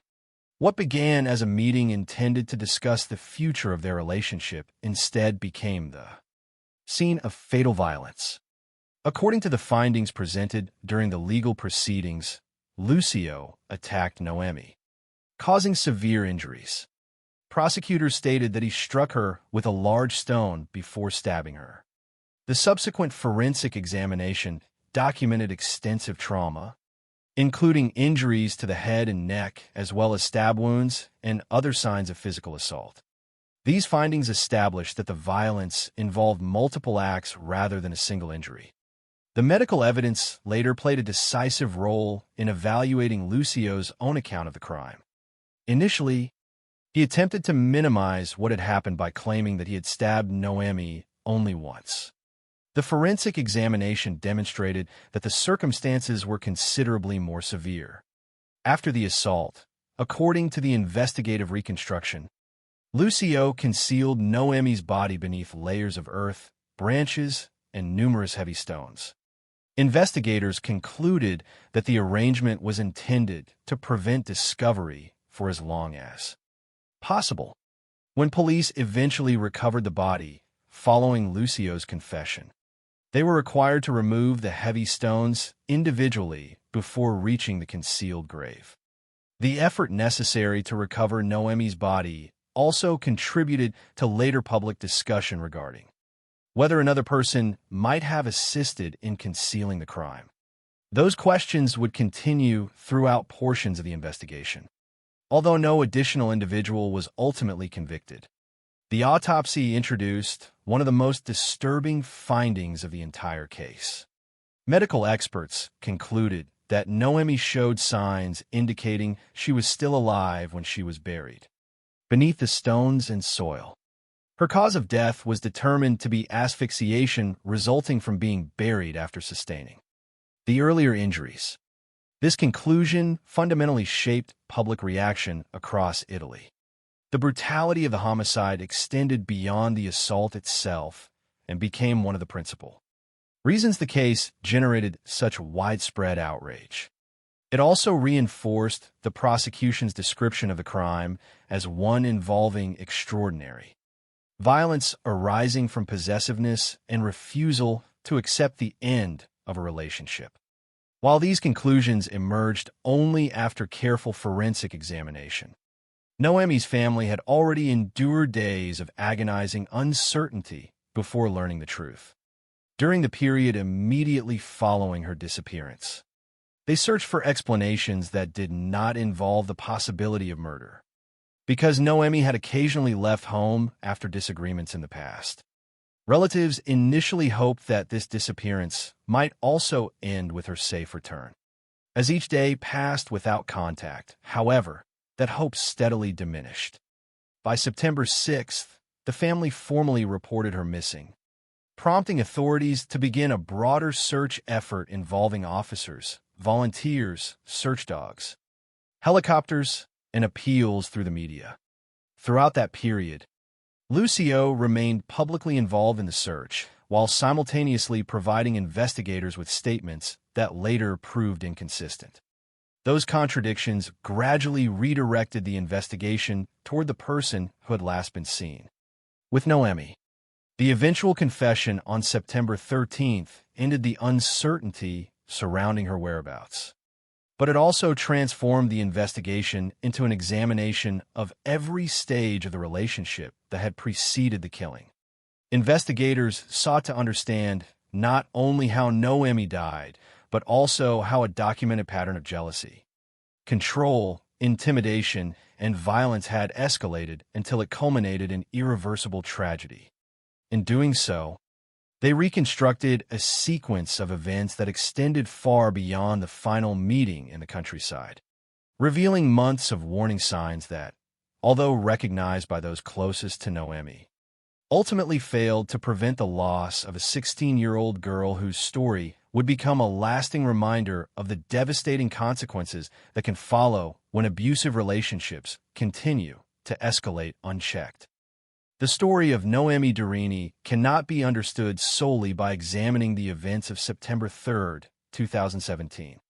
By the time investigators reconstructed the final meeting between Noemi and Lucio Marzo, they had already assembled a much broader picture, one in which the homicide represented the final stage of an escalating pattern rather than an isolated act of violence.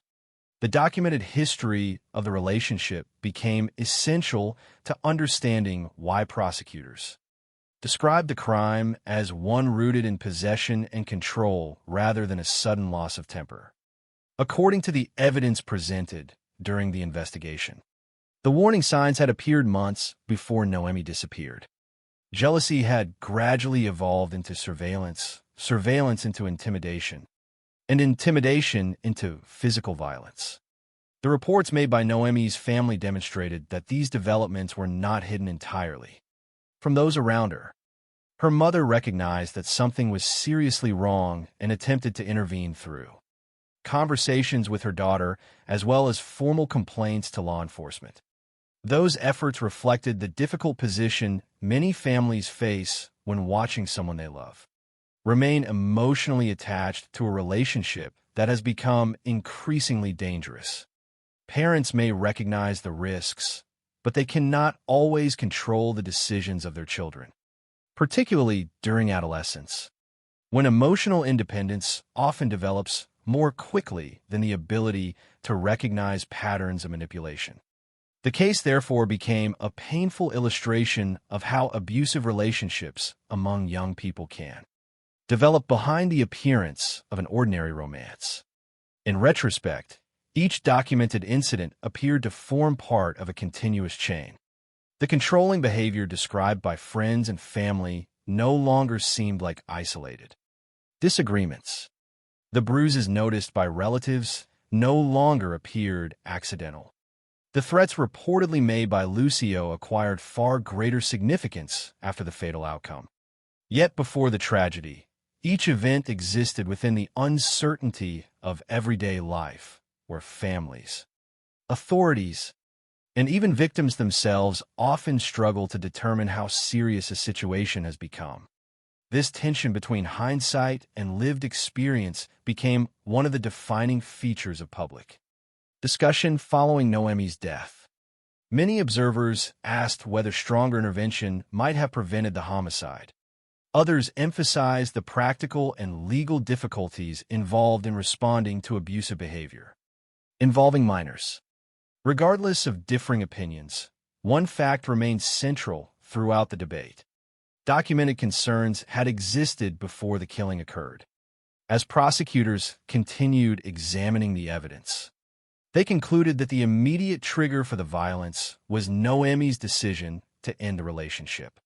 According to their reconstruction, she no longer wished to continue seeing Lucio and intended to bring the relationship to an end.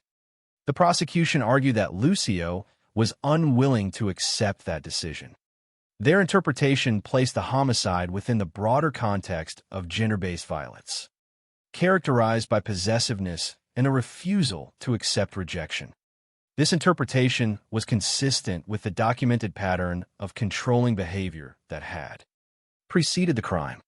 Rather than viewing the homicide as an inexplicable explosion of anger, prosecutors presented it as the final and most extreme manifestation of an already established dynamic in which one partner sought to dominate the other. That conclusion would later influence not only the criminal proceedings, but also the wider social discussion surrounding the case. Across Italy, Noemi's death became associated with renewed conversations about recognizing early warning signs of abusive relationships among adolescents. Increasing attention was directed toward behaviors that are sometimes dismissed because of the young age of those involved. Excessive jealousy, constant monitoring of communication, demands for location sharing, attempts to isolate a partner from friends, repeated threats, and physical intimidation came to be discussed not as harmless expressions of teenage emotion, but as possible indicators of escalating abuse. Noemi's story contributed to greater public awareness that serious violence can occur even within relationships involving very young people. For a family, however, the broader social impact could never erase the personal loss. Every public discussion returned to the memory of a daughter, sister, and student whose future had ended at the age of 16. They continued to seek answers regarding aspects of the investigation they believed deserved further examination, particularly concerning whether another individual could have assisted in concealing the body beneath the heavy stones. Their concerns prompted continued legal scrutiny during portions of the investigation. Lucio's father was investigated on suspicion of helping conceal the body, but authorities ultimately determined that the available evidence did not support criminal charges against him. No additional person was convicted, and the courts concluded that there was insufficient proof to establish the involvement of another participant. Although that legal conclusion brought procedural clarity, it did not entirely end public speculation or the family's lingering doubts. Such unresolved questions are not uncommon in homicide cases, particularly those involving concealed crime scenes and emotionally devastating circumstances. Nevertheless, the essential facts established through the investigation remained unchanged. Noemi disappeared after leaving home to meet Lucio on September 3, 2017. 10 days later, following his confession, investigators recovered her body from a concealed grave in a rural field near Castigliano del Capo. The forensic examination documented multiple injuries and determined that she died from asphyxiation, after being buried beneath soil and stones while still showing signs of life. Those findings formed the foundation of the criminal prosecution that followed. Beyond the courtroom, the case continued to evolve as a symbol of a broader societal challenge. In the years after the conviction, Noemi's name became associated with efforts to educate young people about unhealthy relationship dynamics and the importance of recognizing coercive control before violence escalates. Among these initiatives was the project known as Casa di Noemi, created in her memory to promote awareness and provide support related to gender-based violence. The existence of such initiatives reflects an important aspect of Noemi's legacy. Although nothing can reverse what happened in September 2017, the lessons drawn from her story have been used to encourage earlier recognition of abusive behavior and greater willingness to seek help before situations become life-threatening. Additional developments kept the case in public attention even after the criminal proceedings had concluded. In 2024, reports circulated suggesting that Lucio had been granted semi-liberty. Authorities publicly clarified that those reports were inaccurate and confirmed that he remained incarcerated without receiving that benefit. The following year, in 2025, another legal chapter concluded when an appellate court upheld findings against Lucio's parents in a defamation case brought by Noemi's mother after public statements defending their son were found to have harmed Noemi's reputation. These later proceedings illustrated how the consequences of the homicide extended far beyond the original trial, continuing to affect both families years after the crime itself. Yet despite subsequent legal disputes and ongoing public discussion, the central focus of the case has remained Noemi herself. She was not defined by the violence that ended her life, but by the ordinary life that existed before it. A teenager with family, friends, school, interests, and aspirations whose future was abruptly taken away. Remembering that distinction is essential because true crime should never lose sight of the individual whose life was lost. The significance of Noemi Durini's story lies not only in the brutality of the offense or the legal proceedings that followed, but also in the questions it continues to raise about prevention, responsibility, and the importance of taking reports of abuse seriously regardless of the age of those involved. Her case stands as a reminder that coercive control often develops gradually, that warning signs deserve careful attention, and that every effort to protect someone experiencing violence may carry profound consequences.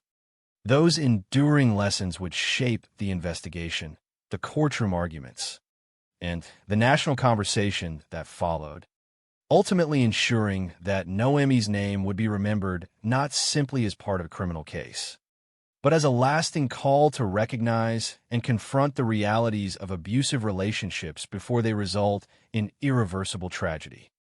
The criminal proceedings against Lucio Marzo reached their legal conclusion, but the impact of Noemi Durini's death continued to resonate throughout Italy long after the final judgment was delivered. For Noemi's family, no court decision could truly represent the end of the story.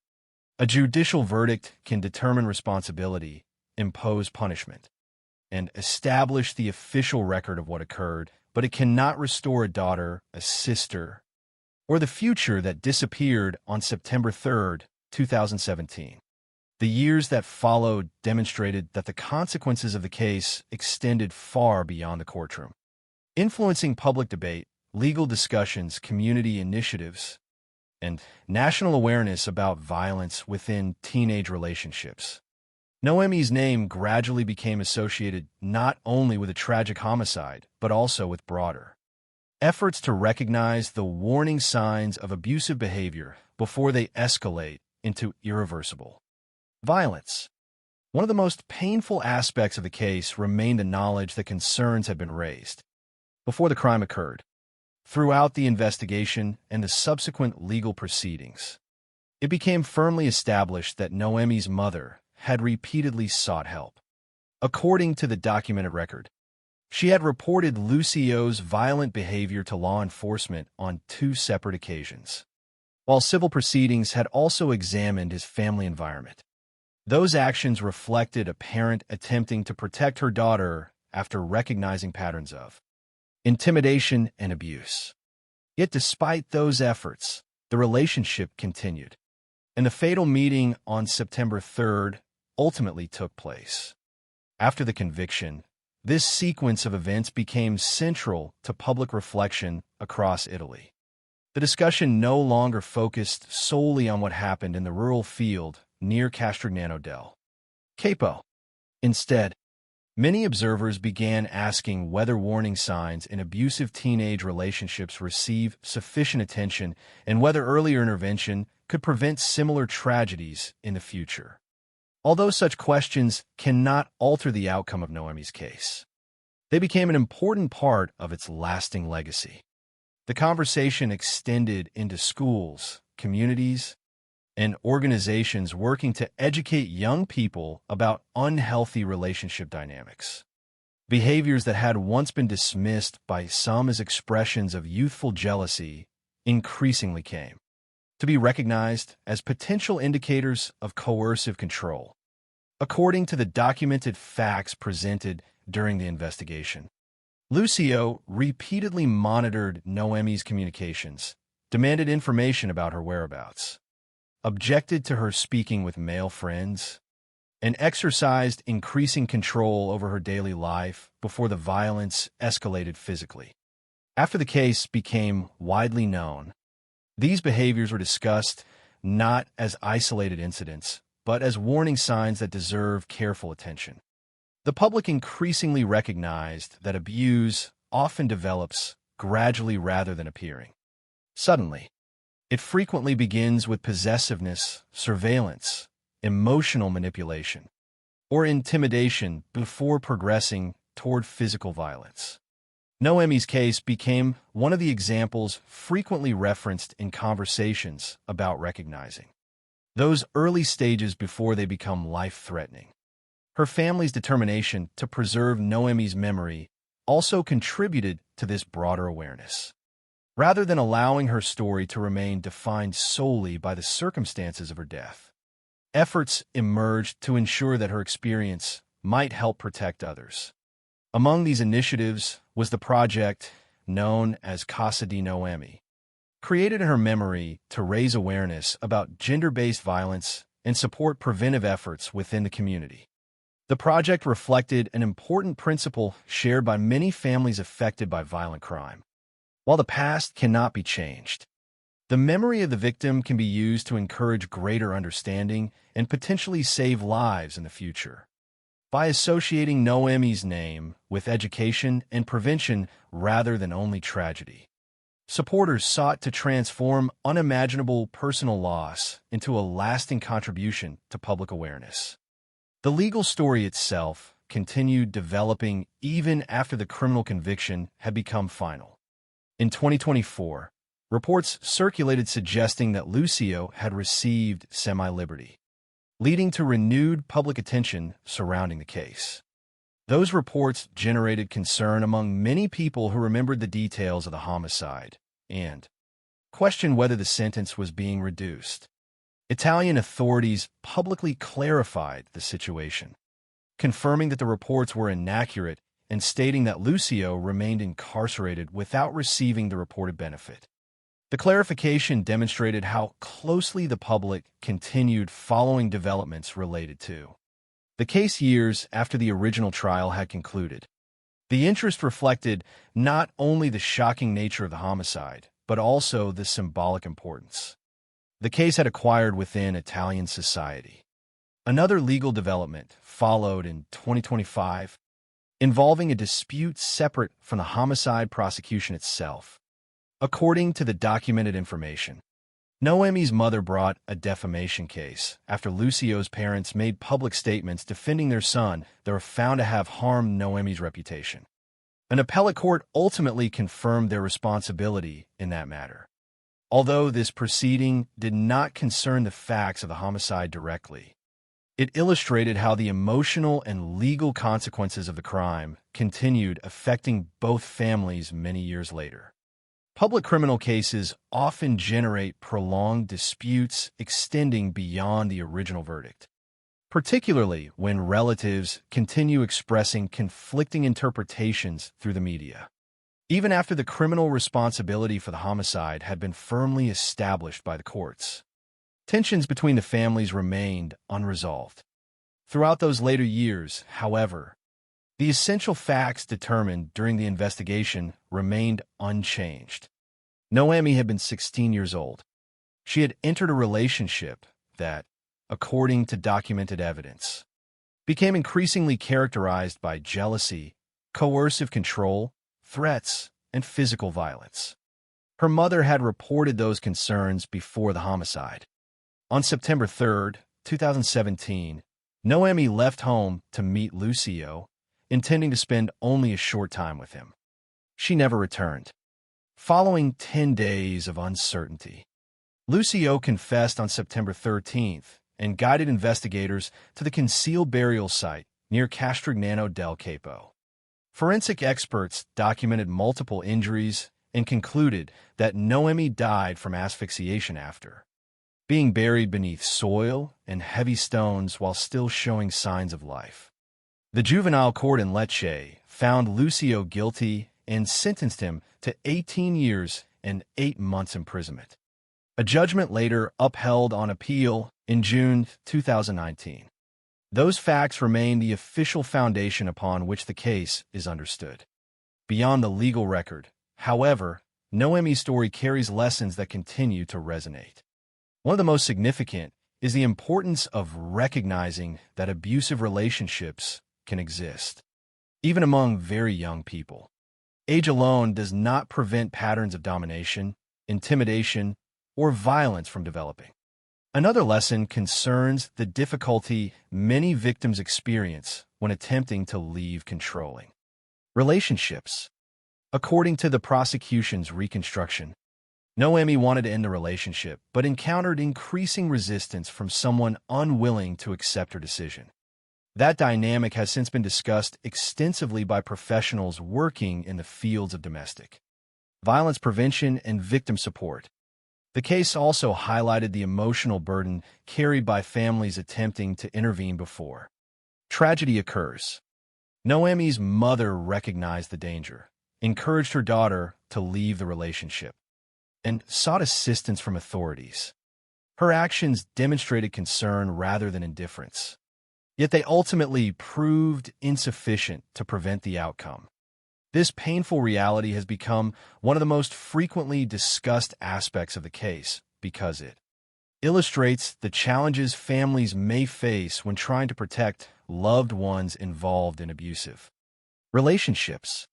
Looking back, the story of Noemi Durini is remembered not because it involves sensational mystery or unanswered questions, but because it exposed a pattern that society increasingly understands must never be ignored. The gradual progression from possessiveness to violence.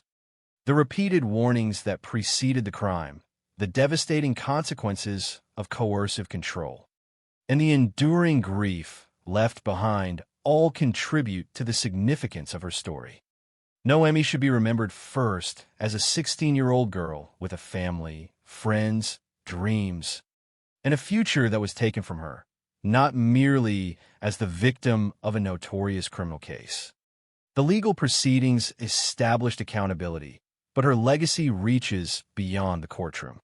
It continues through every discussion, encouraging young people to recognize unhealthy relationships, every family willing to take signs of abuse seriously, and every initiative dedicated to preventing similar tragedies. In that sense, while justice addressed the criminal responsibility for her death, the deeper significance of Noemi Durini's story lies in its enduring reminder that early warning signs deserve to be heard. Victims deserve to be protected, and every effort to confront abuse before it escalates may represent the difference between another ordinary day and a loss that can never be undone. Every criminal case eventually reaches a point where the legal proceedings conclude, the evidence is archived, and the courtroom falls silent. Yet for the people whose lives have been permanently altered, there is no comparable moment of closure. The story of Noemi Durini did not end with a conviction, nor did it conclude when the appeals process affirmed the sentence. For her family, September 3, 2017, remains a dividing line between two entirely different lives, one in which Noemi was a 16-year-old daughter, sister, and student with an ordinary future ahead of her, and another in which every birthday, holiday, and family gathering would forever include the absence of someone who should have been there. That reality is perhaps the most enduring consequence of violent crime. Courts can establish responsibility, governments can strengthen legislation, communities can organize awareness campaigns, and society can learn valuable lessons. But none of these actions can restore the individual whose life was taken. The legal system exists to pursue justice, not to reverse tragedy. Throughout Italy, Noemi's case gradually came to symbolize far more than a single homicide. It became a reminder that violence within relationships often develops gradually, quietly, and behind the appearance of an ordinary romance. Unlike the dramatic scenes frequently portrayed in fiction, real abusive relationships rarely begin with extreme violence. Instead, they often evolve through a series of increasingly controlling behaviors that may appear insignificant when viewed individually, but become unmistakable when examined together. According to the documented evidence presented throughout the investigation, Lucio's jealousy, his attempts to monitor Noemi's communications, his demands to know her whereabouts, his objections to her speaking with male friends, and the physical violence reported by her family all formed part of a continuous pattern. Looking backward after the homicide, those warning signs appeared painfully clear.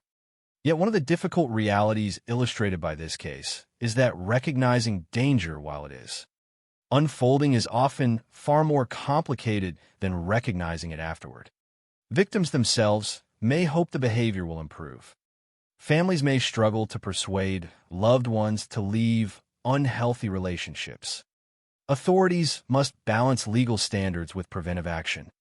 These complexities do not excuse failure, but they help explain why abusive relationships sometimes continue despite visible warning signs.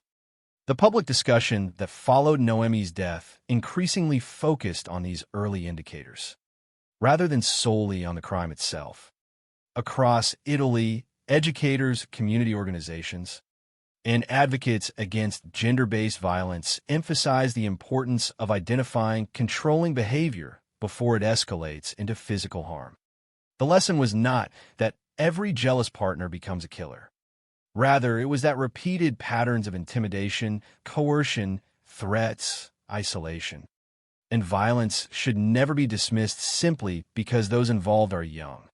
Noemi's age became an important part of the national conversation because her story challenged the widespread assumption that serious intimate partner violence is primarily an issue affecting adults. Her case demonstrated that teenagers can also become trapped in relationships characterized by coercive control, emotional manipulation, and physical abuse. As a result, many awareness initiatives increasingly directed their attention towards schools and younger audiences, encouraging open conversations about respect, consent, emotional health, and the warning signs of unhealthy relationships. The project, known as Casa di Noemi, established in her memory, reflects that continuing effort to transform tragedy into prevention. While no initiative can erase the pain experienced by her family, such projects represent an attempt to ensure that her story contributes to protecting others from similar harm. They serve as reminders that remembrance can involve more than memorials alone. It can also include education, support, and practical efforts designed to prevent future violence. In this way, Noemi's legacy extends beyond the details of the criminal investigation. It lives on in conversations, encouraging young people to recognize unhealthy dynamics before they become dangerous, and in efforts to ensure that victims feel able to seek help without fear or shame. The years following the trial also illustrated another reality frequently overlooked in discussions of criminal justice. A conviction does not necessarily end conflict between families affected by violent crime. Subsequent legal proceedings, public statements, and continuing media attention demonstrated that the emotional consequences persisted long after the criminal sentence became final. Even as courts resolved specific legal questions, grief remained unchanged. For Noemi's family, every public discussion inevitably returned to the person they had lost rather than the legal process itself. Their continued advocacy reflected a determination that Noemi should be remembered as more than a victim. Before she became the subject of headlines, she was simply a teenager growing up in southern Italy. She enjoyed music, spent time with friends, attended school, and looked toward a future that, like countless young people, she had every reason to expect would continue unfolding. Remembering those ordinary aspects of her life is important because violent crime can sometimes reduce victims to the circumstances of their deaths. Ethical storytelling requires the opposite approach. The crime should never become more important than the person whose life was taken. Throughout this case, the investigation, the trial, and the public debate all revolved around evidence, legal arguments, and institutional responses. Yet behind every document stood the life of one 16-year-old girl whose future ended long before adulthood. Her story reminds us that statistics concerning domestic violence and gender-based violence always represent individual human lives, each with families, friendships, ambitions, and possibilities that disappear when violence occurs. Noemi's case also underscores the importance of listening carefully when victims or their families. Report abusive behavior. According to the documented facts, concerns had already been brought to the attention of authorities before September 2017. Whether stronger intervention could have altered the outcome can never be answered with certainty, and it would be inappropriate to claim otherwise. Nevertheless, the existence of those earlier reports became one of the most significant aspects of the case because they demonstrated that warning signs had not appeared only after the tragedy. They had existed beforehand.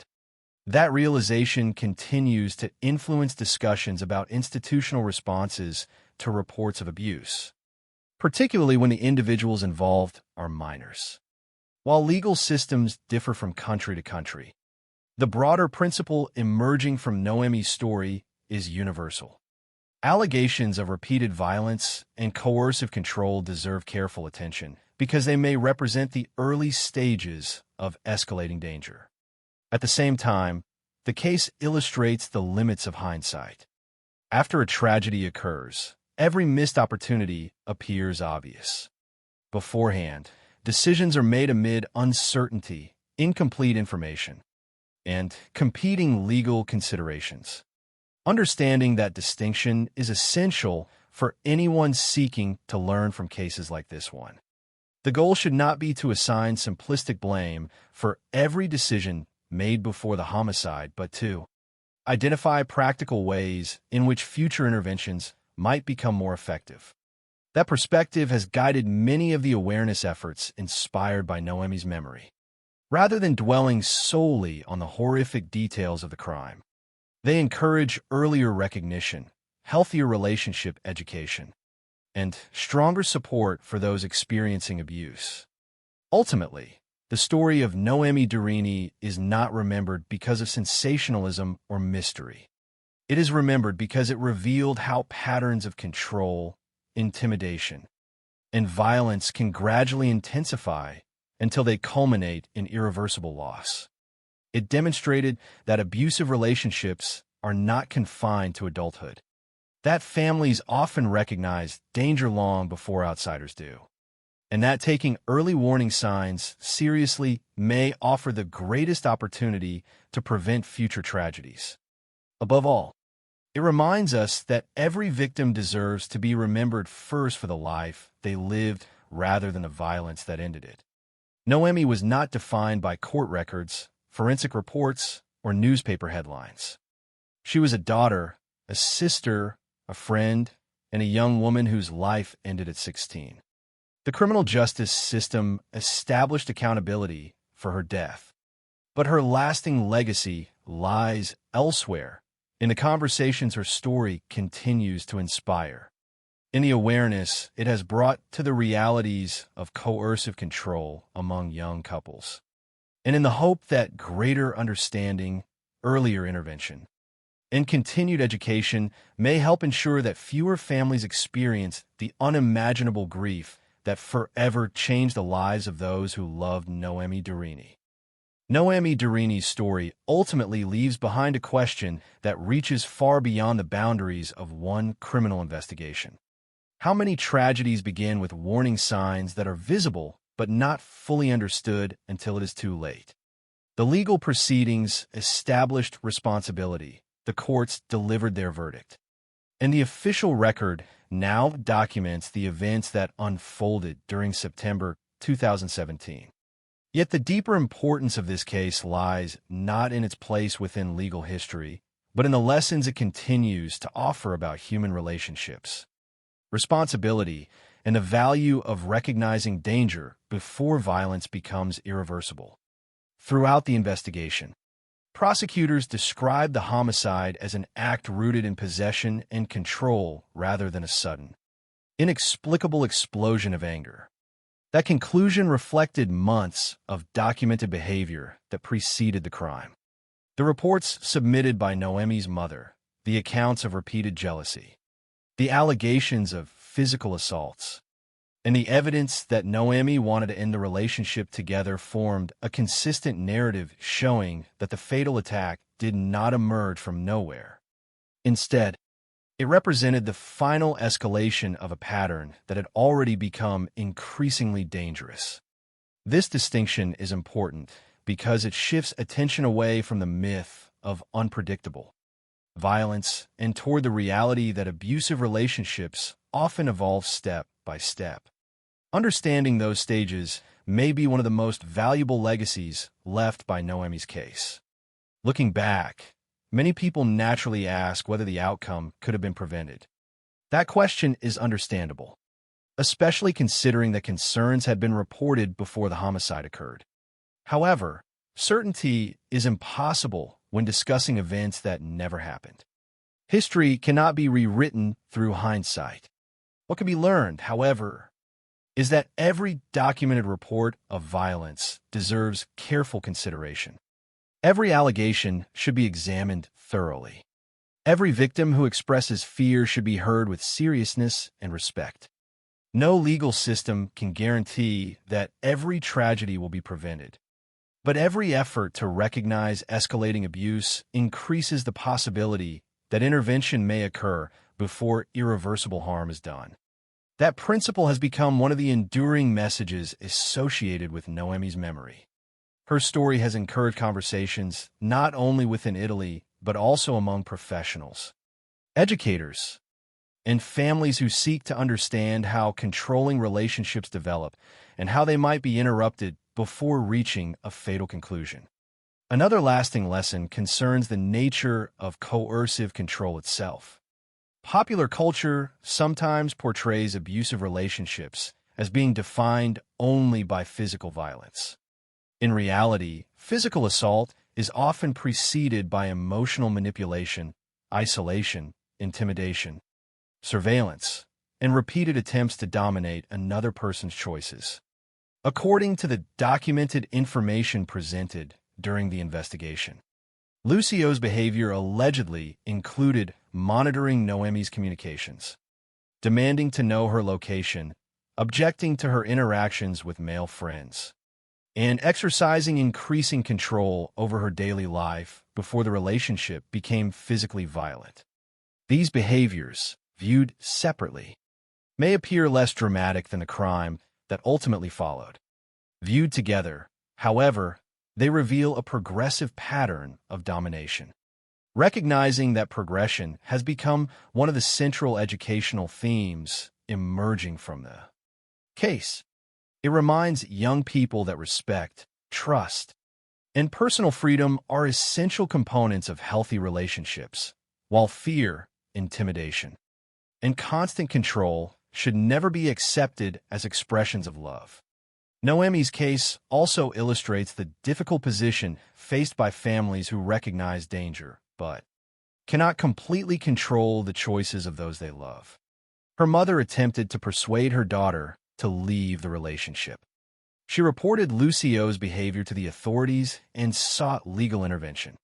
Those actions demonstrate determination rather than indifference. Yet families often discover that concern alone cannot immediately break the emotional bonds that exist within abusive relationships. Victims may hope their partners will change. They may fear retaliation if they attempt to leave. They may believe they can resolve the situation through one final conversation. These realities make abusive relationships especially difficult to escape, regardless of age. Noemi's story, therefore, encourages compassion not only for victims, but also for families struggling. To protect someone whose emotional attachment makes leaving extraordinarily complicated. The burden carried by those families often continues long after the criminal proceedings have ended, as they revisit every decision and every missed opportunity while searching for answers that can never fully satisfy the pain of loss. In the years following the trial, Noemi's memory has continued through educational initiatives such as Casa di Noemi, reflecting an effort to transform personal tragedy into public awareness. Such initiatives demonstrate that remembrance is not limited to monuments or anniversaries. It can also involve practical work aimed at protecting future generations. Every educational program encouraging teenagers to recognize unhealthy relationship dynamics. Every discussion promoting respect and equality between partners.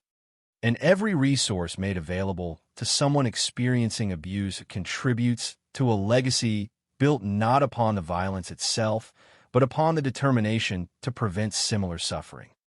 This transformation of memory into action represents one of the most meaningful responses available. After violent crime, although it cannot undo the past, it can influence the future by helping others recognize warning signs before they become life-threatening. For those who study criminal cases, Noemi Durini's story also serves as a reminder of the importance of evidence over speculation. Throughout the investigation, authorities carefully distinguished between verified facts and unresolved questions. Lucio confessed, guided investigators to the concealed burial site, and was convicted based upon a combination of his own admissions, forensic findings, witness testimony, and documented evidence. At the same time, questions concerning possible assistance in concealing the body were thoroughly investigated. Yet no additional individual was ultimately convicted because the available evidence did not meet the legal standard required for criminal responsibility. This distinction reflects an essential principle of justice. Conclusions must rest upon evidence rather than assumption. Respect for victims requires not only compassion, but also commitment to factual accuracy. The truth established through careful investigation honors both the integrity of the legal process and the memory of those whose lives have been taken. As this story comes to its conclusion, it is important to remember that Noemi Durini should never be defined solely by the circumstances of her death. Before she became the subject of international news reports, she was an ordinary 16-year-old living in Specchia with her family, attending school, spending time with friends, enjoying music, and imagining the future that every young person deserves the opportunity to pursue. Those ordinary moments are often overshadowed by the extraordinary violence that ended her life. Yet they're the moments that best represent who she truly was. True crime storytelling carries an ethical responsibility to preserve that perspective. The victim must remain at the center of the narrative, not because of the crime committed against them, but because of the life they lived before it. In Noemi's case, that means remembering a daughter whose family loved her deeply, a sister whose absence continues to be felt, and a young woman whose future was stolen far too soon. The final lesson of this case is perhaps its simplest and most enduring. Violence rarely begins with violence. It often begins with control, with fear disguised as affection, with isolation mistaken for devotion, and with manipulation excused as jealousy. Learning to recognize those patterns may save lives. Listening when victims speak may save lives. Taking reports of abuse seriously may save lives. These are not abstract principles, but practical responsibilities shared by families, friends, educators, communities, and institutions alike. Noemi Durini's life cannot be restored, and nothing written or spoken can lessen the grief carried by those who loved her. What remains is the responsibility to remember her with dignity, to tell her story accurately, and to ensure that its lessons continue reaching those who may one day recognize similar warning signs in their own lives or in the lives of someone they care about. If even one person finds the courage to seek help earlier, if one family recognizes controlling behavior before it escalates, or if one community becomes more willing to intervene when violence is reported, then Noemi's memory continues to serve a purpose far greater than the headlines that first introduced her name to the world. Her story stands today not only as the record of a terrible crime, but also as a lasting reminder that every act of prevention begins with the willingness to see warning signs for what they truly are, to believe those who ask for help, and to value every human life before it becomes another case file in the history of violent crime.